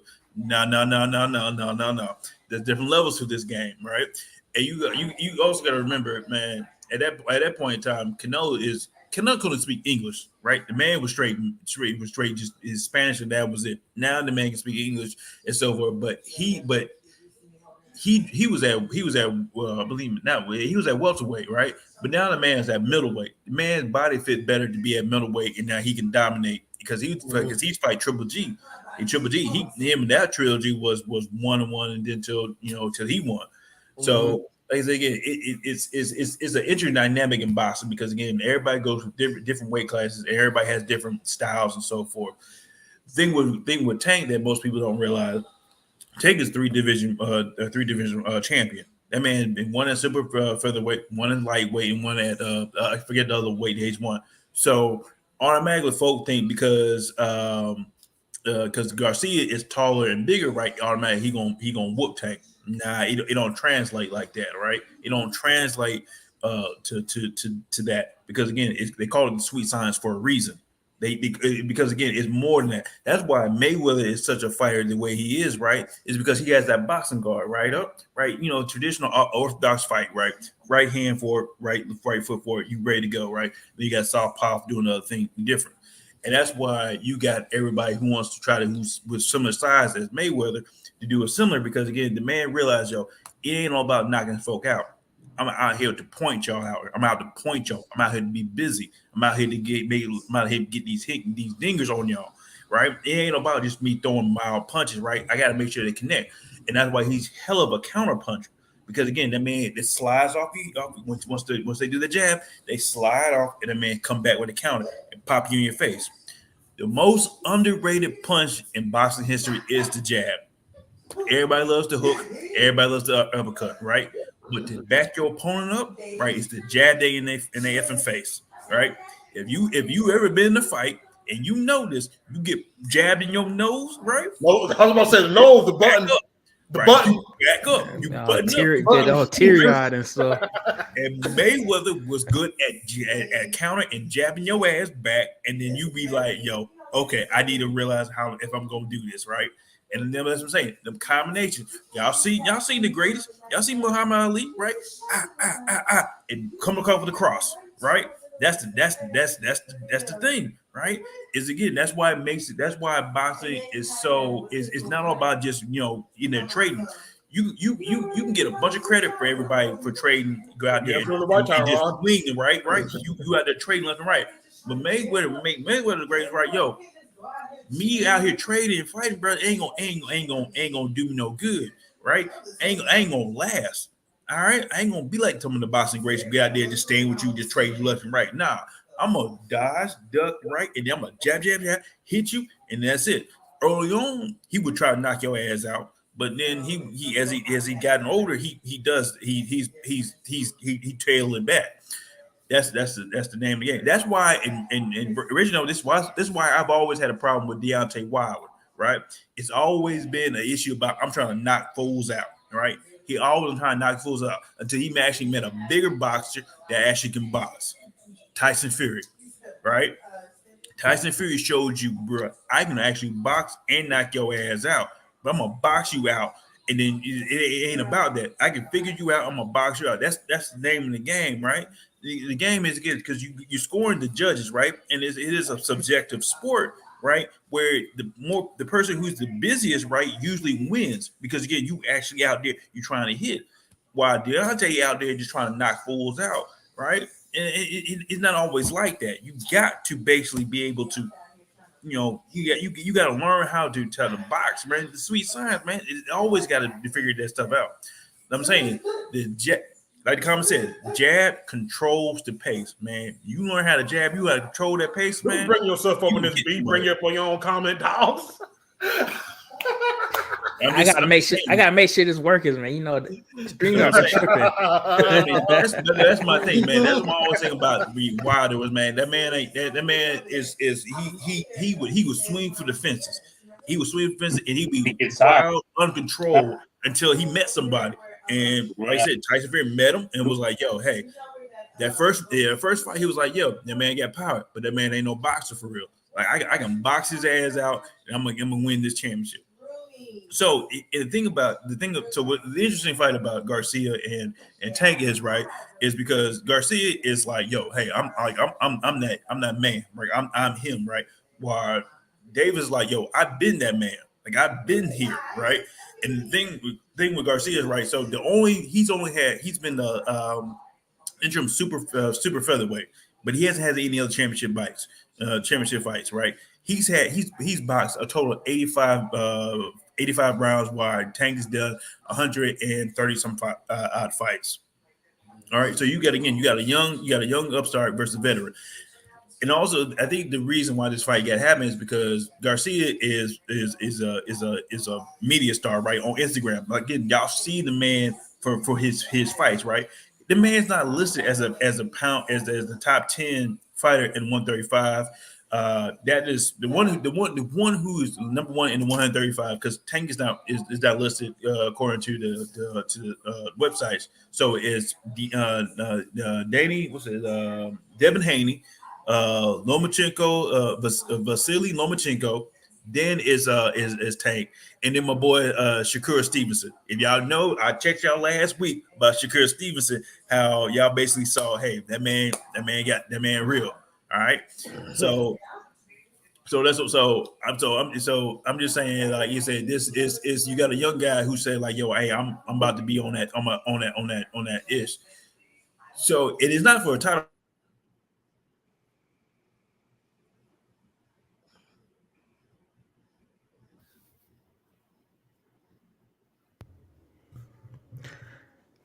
Can't hear you, Chris. Oh, you might be on mute, Chris. I'm sorry, but where I leave off at? All I heard was Shakur Stevenson, bro. Okay, so yeah, Shakur Stevenson, right? So Shakur Stevenson is number 4 on the 135-pound weight list, right? As far as the rating, and then Ryan Garcia is 100. He's on the 140-pound, number 6 on the 140-pound weight list as a pound for pound person. This is an opportunity for Ryan Garcia to make a name for himself to beat Tank. And this is just a fight for Tank to solidify himself as like, yo, I'm that man, right? I know Devin Haney got 4 title belts, right?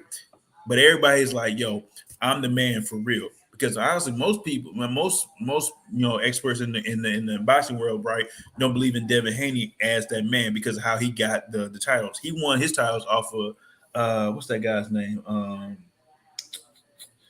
I can't think of his last name. I can't think of the guy's name. Anyway, it's the former champion who David Haney won, right? Who they thought it was a weak champion, and he won his belts off them. The fact that they believe David Haney didn't go through he didn't earn his stripes by going through the 135-pound list like how Tank did, because the common point that Tank and Davis have is Fortuna. Fortuna is the former super featherweight former super featherweight that Tank knocked out in the 7th round. And Garcia knocked out in the 8th round. So that's who that common opponent is. But again, most people think Tank is the shit in 135-pound rank, while Garcia is just that young upstart and so forth. But I gotta say, out of the lightweight division, my man Lomachenko. Have y'all seen that man fight? Have y'all seen Lomachenko fight? Heard his name. Bro, hold on. Y'all need to look up the video where Lomachenko is beating this man. And he looked to his corner like, yo, y'all really want this man to keep fighting? Because I'm whooping this man ass. And he looked to the corner, and that man, he just like, all right, I guess it is what it is. He's like, y'all gonna get your mans? He said, and the man shrugged, and he was like, I guess it is. And the man went to ka, and laying him out. And then he went back to him and he was like, yo, throw the towel in. Throw the towel in, because I'm about to beat your man to death. Like, that's a man. He looked at him and was like, yo, is this what y'all really want to do? Okay, cool. I'm about to wear his ass out. And as I'm saying, Lomachenko, that man is something serious. Now, Shakur Stevenson, the man nice too. I mean, he like I said, everybody been ducking him because again, it's just how good he is until the man really make a name for him. But again, like I said, the person who I would put Lomachenko, then Tank, then everybody else, because again, I personally like Lomachenko. That's just me. So, how do you feel Tank is gonna? How do you think Tank is gonna take out Davis? I think Tank I mean, for me, I think Tank gonna wear him out for the body. Because again, like I said, I think Tank gonna get on the inside. Because again, just the overall height of Davis. Garcia. Garcia is 5'11", 5'10". Yeah, that's 5'5". Davis Davis gonna have to get inside. Because again, if Garcia is smart, jab, keep his ass from a distance, right, and just wear his ass out. You got to get inside. You got to get inside and try to figure out how they work the body, right? And like I said, you work the body, and then once you work the body, the head gets lower. And you start wearing teeing off. Because again, you trying to get to the head, like that ain't gonna work. Like you gotta get in and you try to work it, and then try to slow the pace down. If anything, like I said again, because he ain't really a counter fighter. Like I said again, I would work in, get in, and try to work that body, and then once he start lowering his guard down, start teeing off on his ass.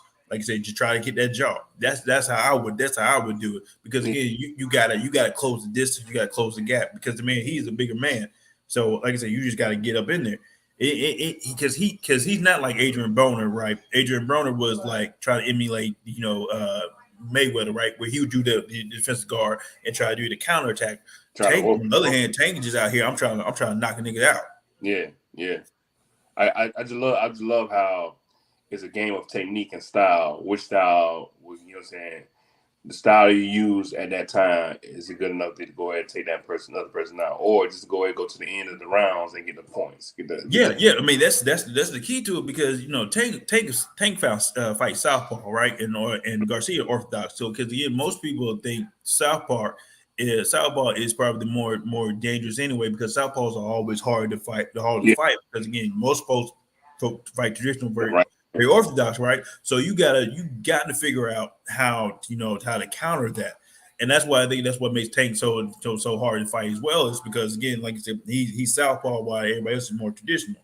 So like I said, it is a sweet side, and let me get on this as well because as I'm not a pure boxing fan, right? I don't like to say that word, but as a person that appreciates the art, that's why I have such issue with the Paul brothers, right?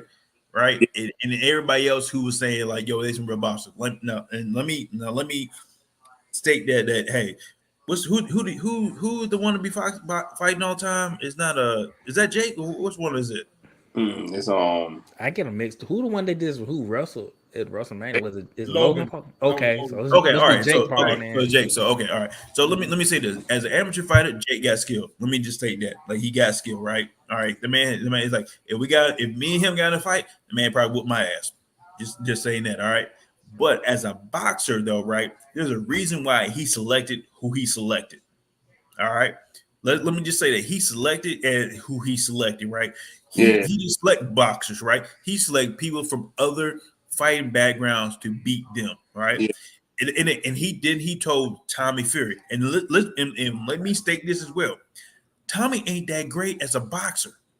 Let me just say that. Tommy ain't that great. He's not his brother. Tommy ain't that great at all. He's not his brother. No. He ain't his cousin, right? But I mean, even in the words of amateur boxer, Tommy ain't that effing great. He just not. But then you see what happens because again, as most boxing professionals will tell you, you don't play boxing. You don't do that, right? Because again, it takes a lot of you to be like, hey, I'm about to stand in front of you and let you punch me in my face, and I'm gonna punch you back. There's a whole different there's a different circumstances to do that. Like I said, that ain't that. The Paul brother, that man is more of a businessman than he's a boxing person. So that's why I don't take it serious. I don't take it serious when folks like, oh, yo, he the next day in boxing. No, he's not really. He's not that, right? He a businessman, and this is a sideshow. This is just something for the entertaining people who don't take the sport seriously, right? That's why I ain't never cared, never watched, will never watch because again, I understand what that is, and I'm not entertained by that. And same thing why I'm not entertained by Conor McGregor fighting Floyd Mayweather. For what? That don't move the needle. They ain't gonna do anything. Again, I'm not trying to be a boxing purist, but I appreciate the sport for what it is and what it's done. That I'm not gonna entertain that fugaziness whatsoever. So I'm just not entertained. I get my respect and reverence to boxing from my father.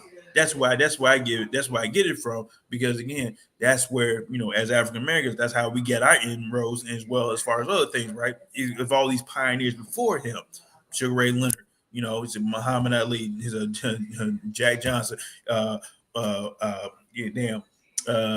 George Foreman, shit, like I said, Sonny Liston, like all those dudes, because again, boxing used to be a huge thing to us as African Americans or as Black Americans, right? That's who I show reverence for. That's why I ain't really. Boxing was the American pastime, man. Yeah, that's what I'm saying, right? Baseball. Boxing was it.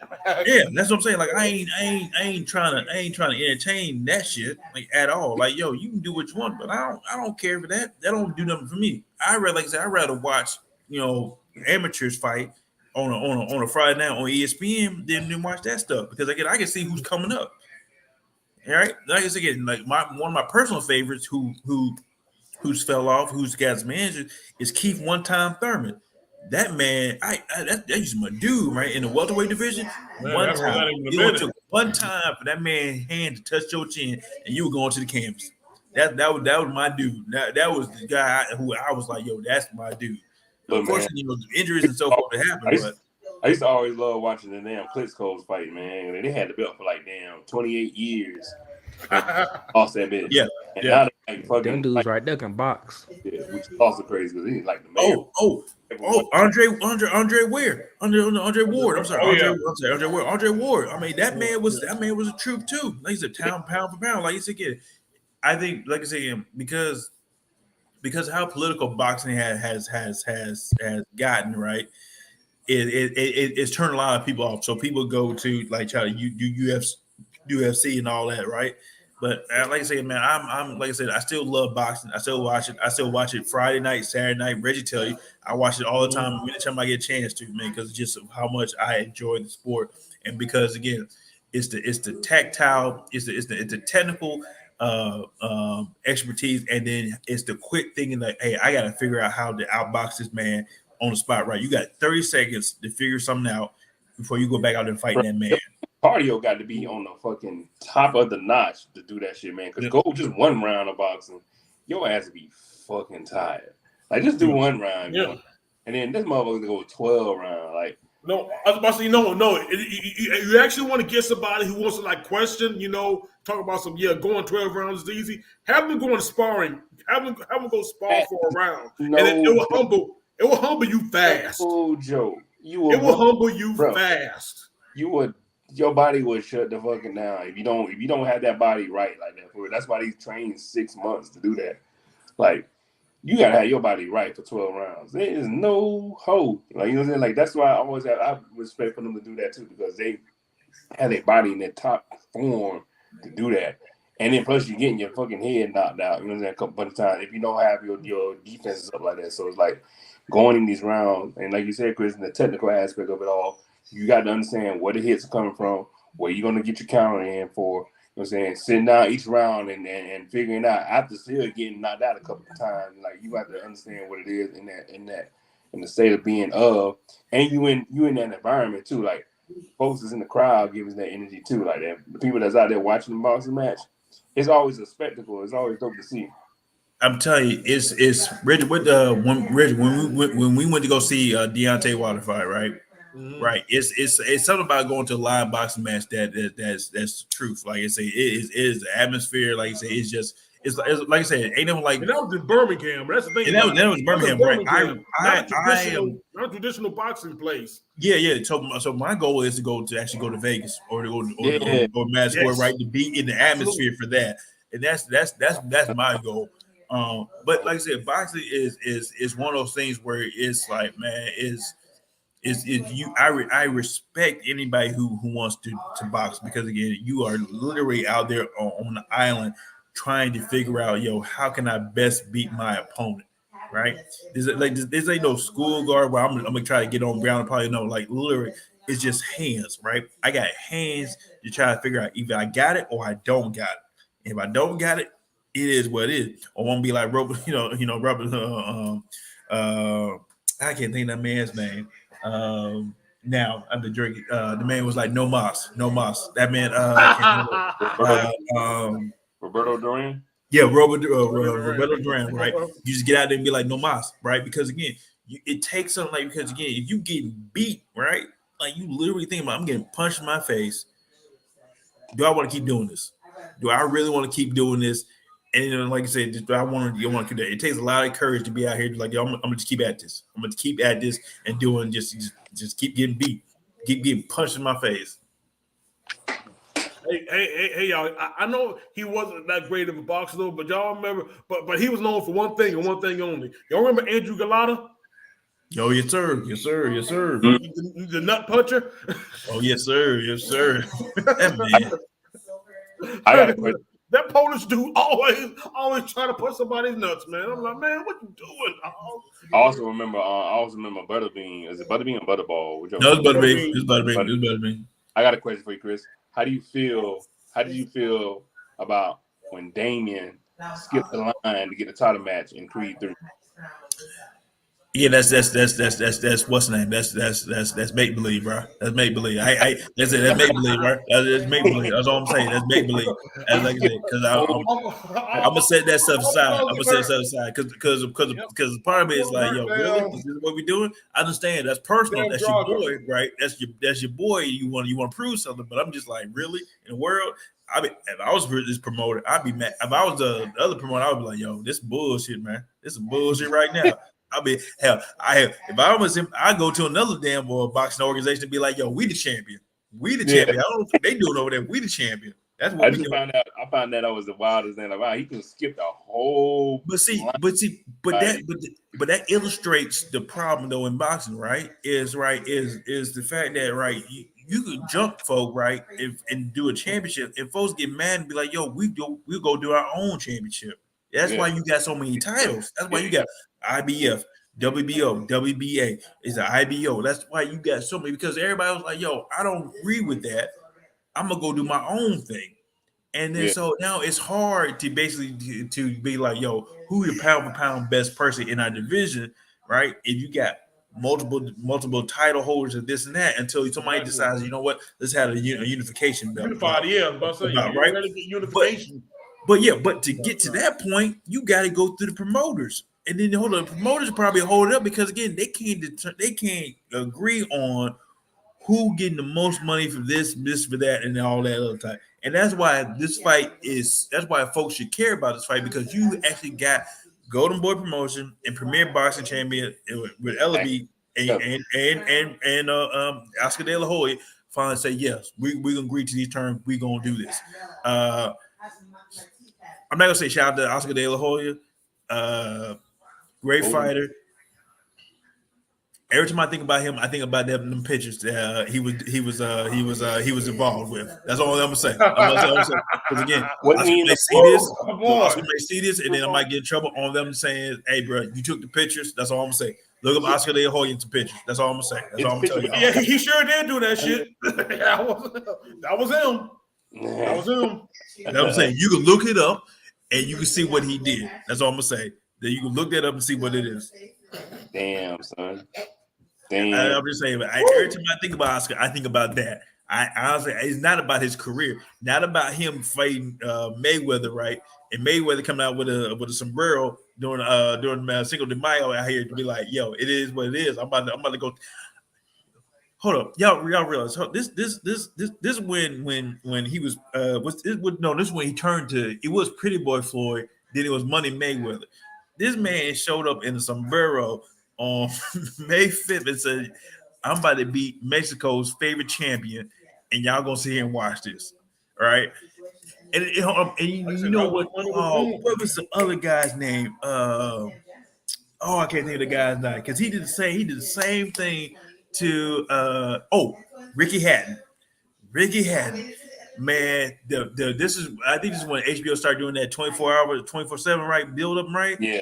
I remember Ricky Hatton mama talking so much shit. She was talking so much shit in that Irish ass accent, right? How her boy was gonna beat Mayweather. And then he knocked his ass out, lay it out on the damn what's name. I was like, you know what? That's his ass get. That's for your mama. That's for your mama. That's for your mama. That's for your mama because you talking all that shit. And then hold up, and he got smoked again by who? Oh, and that's when Pacquiao will roll up on his ass too, and he smoked his ass. Okay, also hold on, let me get on this about Pacquiao. The thing that always got people about Pacquiao, right, is how he could jump weight classes, right, but his power, he still had the power, right? He still had the power to knock folks out. Ask Roy Joy Jr. about going from middleweight, I believe, to heavyweight, light heavyweight, and he could tell you right now, like, yo, I still don't have the same power. Like, I can knock folks out in middleweight, but once you gain more weight, your power don't necessarily translate, all right?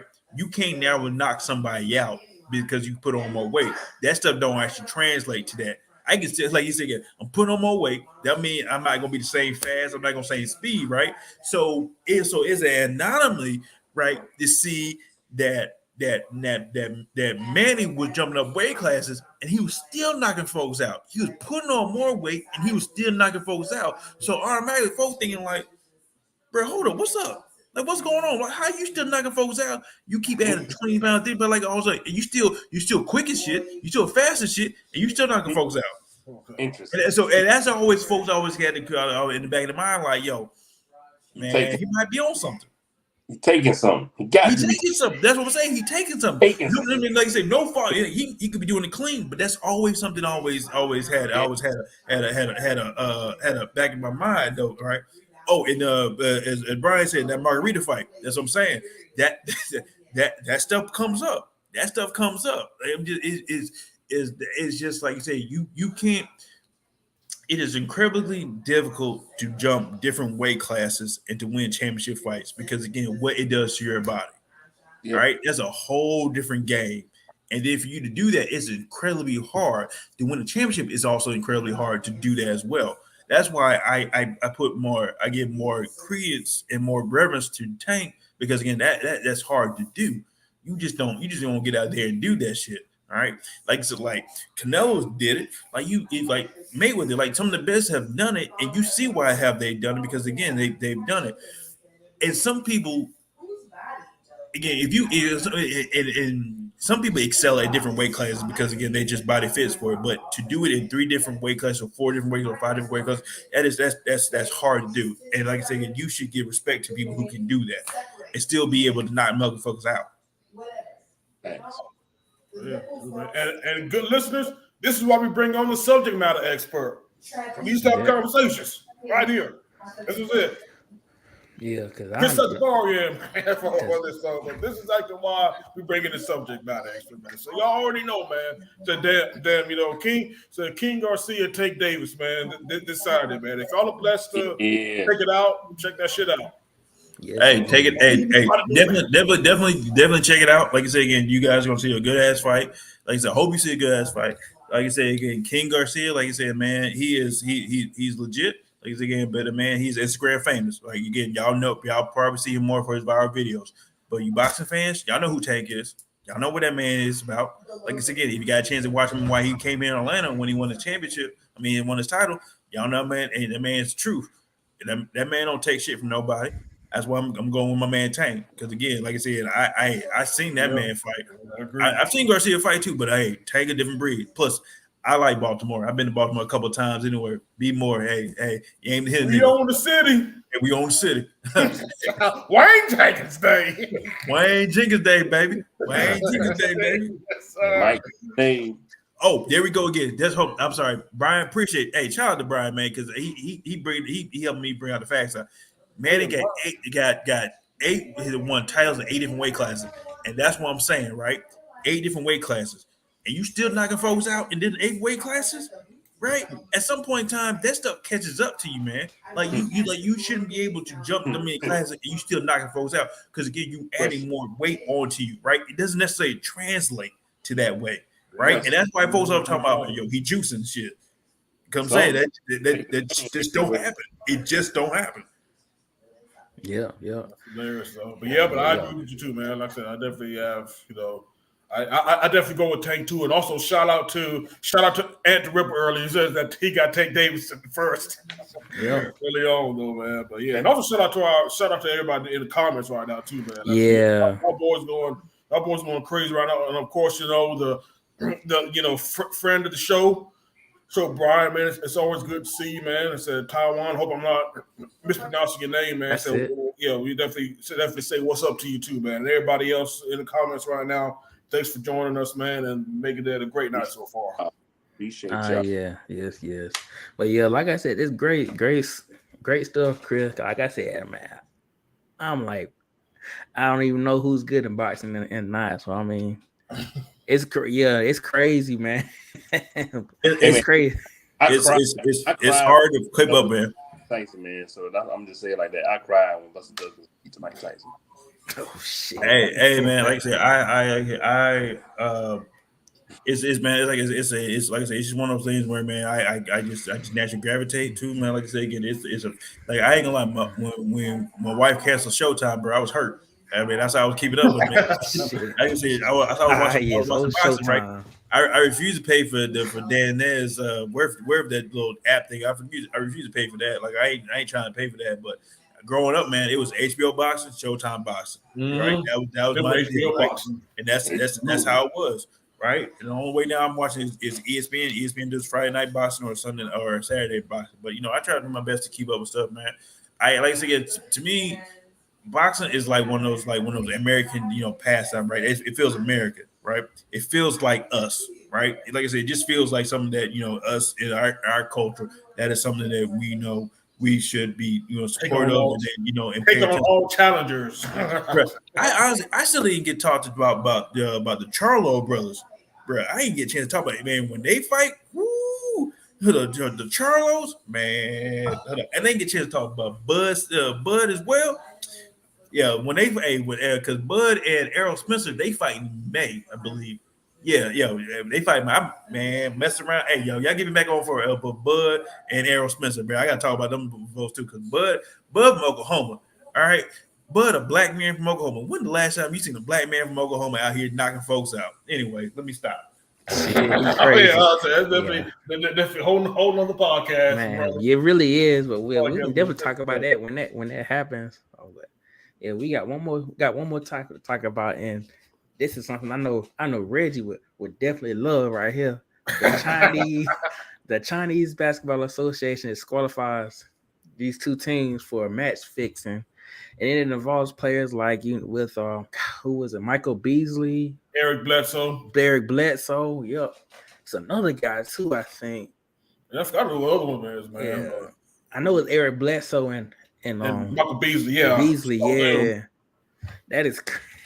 I'm like, man, Yao Ming wasn't. Honestly, bro, I'm here because I'm shaking my head because they disappointed the Chinese legend Yao Ming. Man, that's why I'm shaking my head right now, bro. Yao Ming wasn't having it. Yao Ming was disappointed. So they did it. So Dallas Mavericks did the same thing that they did over the Chinese basketball league. I mean, that's essentially what they did, right? That's what it seems like. Yes. They fixed the game for like bet purposes for the Soros on the like. Like they actually getting bets, off of these games. Yeah, fixing the games off of bets, and of course, Bledsoe denying it. Everybody pretty much denying it, but still, that's crazy. The Chinese legend Yao Ming is disappointed. that is pinhead worthy behavior. No. Yes, it is. Even what is y'all doing out here? It was either that or Mikey Williams getting the aggravated assault charge with a gun charge, and Mikey Williams he's supposed to be playing at Memphis. He signed with Memphis. I don't know he's gonna get to play at Memphis or not, but that's not a good look for him either. But I hope everything. Did not disappoint the legend Yao Ming though. He really didn't. So. Can't disappoint y'all, man. What the fuck? Can't disappoint y'all, bro. Can't disappoint y'all. And is it illegal in China to do that? Because they got some strict ass laws there. So, bro, them cats had zero COVID down there. Like you were not getting out of the house for 100 damn days. Nobody else was getting out of the house either. Like they was that strict with their shit. So yeah, you know not to fuck up over there. Bro, But why you? I'm still trying to figure why you want to play over there in the first place, though, man. You mess up one time, you going to jail like Jello Ball, right? Yeah. That was a crazy ass story too. How this ass was down there. That was so stupid too. What they do? For shoplifting damn shades, really? Yeah, that's one place I know not to steal from is China. Before all this even happened. China and North Korea. First of all, I ain't trying to visit North Korea like that anyway. Yeah. But you over there, like, I know we talking about sports, but let me just say this one thing, right? Yo, you going to another country, bro? Y'all do realize that whole American privilege thing don't work, right? Like, those folks don't care. Facts. Those folks don't care at all, right? Especially to a black person. Give them a reason. Like, give them a reason. Yeah, I mean, I'm saying give reason, like, bro, like, hold up, you hold up, you think because you black and you American, you think you gonna get treated the same? Nah, bro. I had a conversation with a dude when we were in Mexico, man. That man was over talking about like, yo, I don't care. He said, man, take me to jail, bro. You do realize you a black man, right?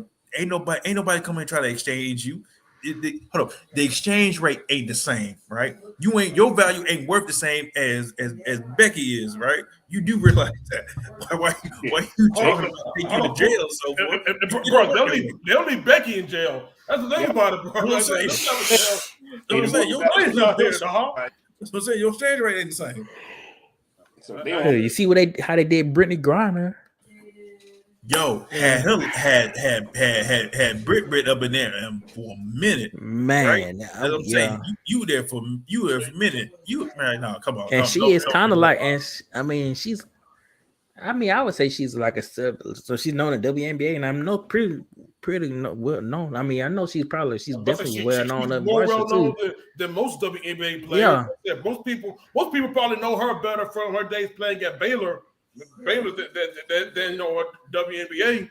Yeah, but that's the thing, right? So they know her, so they know of her, right? She is of some note, right? And that's why they probably held on to her long. Like, yo, we about to. The fact that they exchanged the Merchant of Death for her, that I don't know what to say about that. I don't know what to say. The man out the Merchant of Death was like, yo, we're gonna change the WNBA player and y'all give us the Merchant of Death in exchange, right? That's who we want. Hey, bro, that don't seem to be equal. That don't seem to be equal at all. Not even that. They left the guy that was there longer than Brittany Griner, that was a damn United States, whatever, like a spy or some shit. He's still there. And he's still there. He's still there. Oh, yeah, the Marine. What happened? I thought this was us in the deal. Like, y'all still going? I'm still here. Oh, fuck. Okay. Yeah. But see that, but that's what I'm trying to figure. Well, see, and then I know we're talking about the Chinese fixing thing, but I want to kind of get off into the WNBA thing is the fact that they don't pay them enough to they don't pay them enough. That's just how it is, right? So that's why they got to go over there to play overseas, right? But did y'all know? And I don't know if y'all might have missed this, but I heard this a while ago, right? That there was a WNBA owner, right? That was like, yo, hey, instead of y'all flying commercial, I'm gonna get y'all a private jet. Did y'all know it's against the rules for the WNBA team to take a private jet? They all got to fly commercial. Yeah, they got to get. Bro, that's wild. That's really you telling me, right? Yo, I got an owner who can afford a private jet, but somehow that's against the rules. I still got to fly commercial. Really? System, man. It's a system and the CBA. System and CBA. Got to figure that out. Yeah, like I said, they definitely negotiate that, renegotiate that shit. They got to. That's a wild shit. Crazy. Yeah, crazy. I got an owner who can afford a private jet for us to do this, so we ain't got to sit there on terminal like everybody else, right? We got to make it to a team. We got to make it to a place so we can get the tip off, but somehow we can't get on a plane because then the CBA say we got to fly commercial like everybody else. Yeah, they need to talk to them because that ain't right. Like it's again, that ain't right, man. You can't be penalizing folks like that, man. Right. The moral of the story is don't disappoint the legend Yao Ming. That is right. Yeah. Which Yao Ming got fat too, because that man, y'all seen that man face? That man not missing a meal. That man, him and Shaq not missing a meal. Too many dumplings. Shaq still like, but Yao Ming definitely missed a meal. Too many dumplings, Chris. Bruh, man. Good as fuck, man. I nigga dumplings be off the chain. Yao Ming over there living that good life. That man over here eating whatever he want to eat. Cause I'm just saying. Oh, yo, okay. Which league pays the most? Like you got the European League, you got the Chinese League, and then you got another league. So I guess the Chinese League pays more overseas. I can't even tell you. Can't even tell you, bro. We didn't even look that deep. Yeah. Well, but that's I'm just wondering, right? I'm just wondering, like, yo, like why, like, because you got Michael Beasley, you got Stephon Marbury. Hold on, bring up Brian's tongue right quick, B. I ain't hating on the dumplings, Brian. That's what I'm saying, man. Them dumplings good as hell, bro. Them dumplings good as hell, bro. I ain't hating at all. That's what I'm saying, man. That's exactly why y'all got big, like Chris said, man. Them dumplings, bro. Them dumplings do it for you. I'm like I said again. I'm just saying the man put on weight. The European League is more money, and then it's probably an exchange rate type of shit too. Oh, okay, all right. I know I know. Again, I apologize for you as we keep going on the tangents and so forth. But y'all see that kid Vic from Europe. What's that? Vic and women. What's his last name? Vic something. Yo, that man, the truth. Yeah, if y'all ain't seen that man highlights, go see that man highlights, bro. That one's gonna be number one overall pick in the draft, man. Vic Oh out yeah, here something I serious. know. I was wondering like, okay, I don't need somebody. Yeah, hold on. As they call on the internet, man, Big Vic 7'2", man, out here jumping out the gym and so forth. And then what's the other kid? He looks crazy. Yeah, he looks crazy. I can see right. I can see why Dallas was tanking. Yeah, now that Vic kid is like some 4. Victor Wembanyama. Yeah, he's that's it. 4. Victor William, but that's it, man. That man like 7 some odd, man, but he got handles like he a guard, man. Yeah, that man, crazy shit I ain't seen. And then that dude Scoot Henderson, he actually went to Cal, but he went to the G League, I think, early. So he actually from GA. Yeah, man. Yeah, I ain't man. Living Marietta, man. I ain't realize that until I watched a couple of his games. Nope. So man. Woo. Did y'all the last time? I'm sorry. I'm not trying to keep adding on extra stuff, but did y'all talk about Dallas and they tanking stuff? Yeah, we did. We talked about last week, man. Yeah, we talked about this is why you need to watch the show, Chris. You have some stuff we be talking about. Man, hey, bro. I got 2 kids, man. I watch them and I go to sleep. I said, shit, watching that, hearing that work, man. When you ride. That's the only way I get through work, man. I feel I do that next time. I do that. I got y'all. We're dropping gems for you, my guy. I promise you. Yeah. Oh yeah, we definitely talk about that bullshit. Yeah, but guys, man, this has been a great show, man. Fortunately, has come to a close. Before I do our shout outs, Chris, you got anything you wanna say? Shout out, give your IG tag. Nah, man. Nah, like I said, are you on MySpace? But nah. As y'all both knows my rules, man. I don't do my Instagram or none of my social media because I don't want nobody to know where I'm at or what I'm up to. So you're telling me you're not on Black Planet? No, I'm not on Black Planet anyway. All I know is all the time y'all catch me is catch me on here. Other than that, that's about it. Black Planet. But anyway, I would just say, hey man, I appreciate y'all for inviting me on the show. Like I said again, I always enjoy coming on here. Like I said again, anytime I get a chance to talk with you guys and impart some knowledge I have and have conversation. So like I said, always happy to be on here. Like I said, I look forward to next time I'm on here with you guys. So. Hey, Chris. I will say one thing, man. Like, not only thank you, but I definitely want to let the rest of the show. Hold on. I'm gonna say it real quick, Chris. Fuck the Well, see. Hold on. You should have said after I said this. Perfect. Why he trying to like that? Why he trying to do like that? See, Ronaldo should have waited, man. Because I was at least about to say, you know what? Let everybody know that Catherine let me know that today was your cap anniversary, dog. So I definitely want to give a big shout out to you.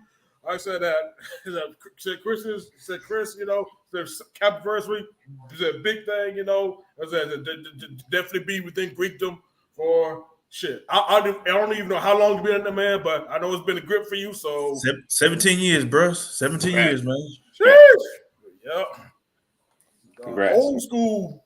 Yep. Yeah. I mean, it's been that long. So, also, first rounds. Appreciate y'all for the boys who attended the fight party. Like I said again, like I said, I'm trying to make this like a regular thing when we find a fight party that's worth the assemblage. So again, like I said, I appreciate for those who attended, those who can't attend. I understand, but we're gonna try to make this a regular thing though. So again, appreciate y'all for swinging through.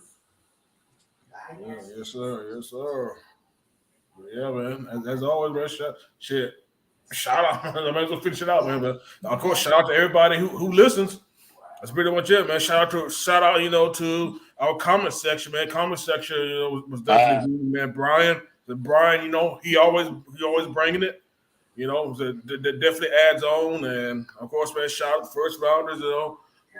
my nigga B, my man's King Leon, man. I don't know where T went, but shoot, he probably babysitting some more soldiers though, man. But if it's shout out, there he is. Shout out to Corporal Rivers as well, man. Like I said, that man definitely coming off the military ball last week, man. Like I said, let the folks know, man. So try to get his spiffy on. So definitely can't hate on that. And again, Smooth as eggs, baby. Shout out to Chris for getting on the show and again hosting his fight party on Saturday. Definitely can't wait. We'll all be there. Yeah, and what's and up, of course, y'all? as always, What's up, shout y'all? out, Thanks. shout out to everybody. Shout out to everybody who's joined us, man. Whether this is your first time or you've been with us for all 106 episodes, man, we definitely appreciate it. And just give us comments, good, bad, or indifferent. And either way, this is going to be a better show for it. Yeah, boy. Hey man, I just shout out to our guest once again, two-time. Hey, Mr. Chris Wheeler. Yes, man. Thanks for coming on, man. Thanks for blessing us with your knowledge of sports and obviously boxing. That's your thing for sure. So thanks to the big man, Mr. Wheeler, man. Hey man, you got 18-wheeler? You drive 18-wheeler? Or just a name? Okay, just a name. Anyway, shout out to B Willingham, the founder. Shout out to my boy Real Reggie, my brother from another mother. Shout out to King Leon. We used to slap them kids back in the day. And then, hey man, shout out to my baby and shout out to my parents, man. Woo! Finally got my vacay approved, so I'll see y'all when I see y'all, man. Hey, y'all be riding through, big dog. Hey, y'all text me about Keke Palmer because I wonder what's up with Keke Palmer though. So, y'all let me know. Y'all text me later on. Text me later on about Keke Palmer then. No. Ain't gonna do that. I'm not gonna do it. I ain't either. Somebody What y'all talking about? That means they will. Brian said shout out to Keke Palmer. Brian, Reggie, text me about Keke Palmer later on. Ooh, I got you, brother. I appreciate it. Trash Bandicoot. But hey man, I'm just that's all I got, man. Love y'all, love the listeners. Y'all catch us everywhere except for Pandora, and y'all and we out here. Catch us live out here on this beautiful Facebook and YouTube. And hey man, send your comments in. If y'all want Facebook bullshitting, bro, they piss me off, but it's all good. Lord. But if y'all ever want to get on and be a special guest like our man Chris Wheeler here, just let us know, man. Hit us up in the DMs. We always checking them. And we're not too busy during the day. I might be a little bit busy, but the rest of these guys ain't doing shit. So hey man. Hey, check them out. Bullshitting me. Shout out to nothing but jokes. and shout out to my to our guy Brian, man, always bringing it in on the comments. And that's all I got, people. Live from Fort Campbell. Corporal Rivers. Shout out to you, man. For sure. You doing the thing. Shout out to the first rounders. We had a good night tonight, right? It was incredible. Of course we did. We talked good cash shit. We got some really good deep knowledge on boxing. If you don't like boxing, and after this talk you still don't like boxing, I don't know what else, man. Because Chris really gave you that insight for you for sure. And I love when people have that love for a sport and they can talk to you about it. So, you know what I'm saying? Just continue the conversation with that, man. So shout out to you, Chris, for sure for doing that, man. I can't wait to see the party when it comes up. I'm going to be there, have some fun, get some drinks on. Oh, so you're going to be there? You're saying? Say what? So you're all going to be there? Yeah, man. Okay. I'm going to make my appearance, dog. You know what I'm saying? We're gonna That's what's up.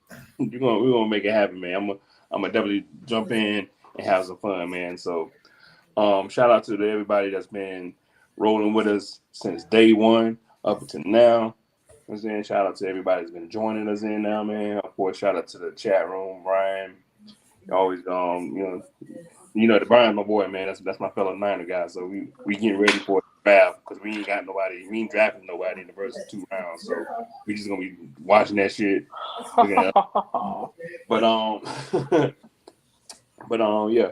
Shout out to you guys again as always. B. Willingham, Real Reggie, Corporal Rivers for sure, man. We do this all the time, every time, no matter what. I am disappointed in the Mandalorian. That you came out with a dope ass episode, and in the last episode you kind of teetered that bitch out. Disappointed. I have to talk to you. Tragic. I have to talk to you, Star Wars. I have to talk to you, Dave Filoni. I have to talk to you, John Favreau, because you made me mad. You didn't believe me when I was talking to you. Shout out to Power Rangers once and always. That shit was trash. But oh my it was gosh! my gosh! Perfect. It's what you expected from a Power Ranger. That's all I'm gonna say. Well, bruh. Well, there it is. But it was. Hey, look, go watch it. It's on Netflix. You'll love it. If you watched it as a kid, go watch it. I was about to say it's probably just like I remember it as kids.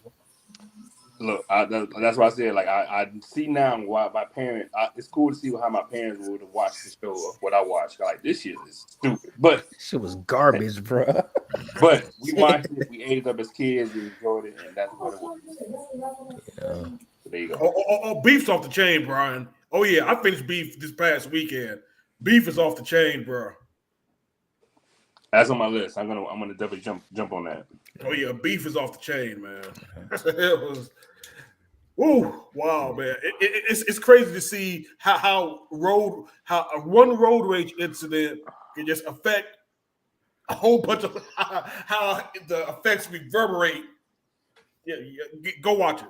I just said, man, A24, y'all been on one lately, man. So it's basically that movie. Y'all remember that movie with Ben Affleck and Samuel Jackson?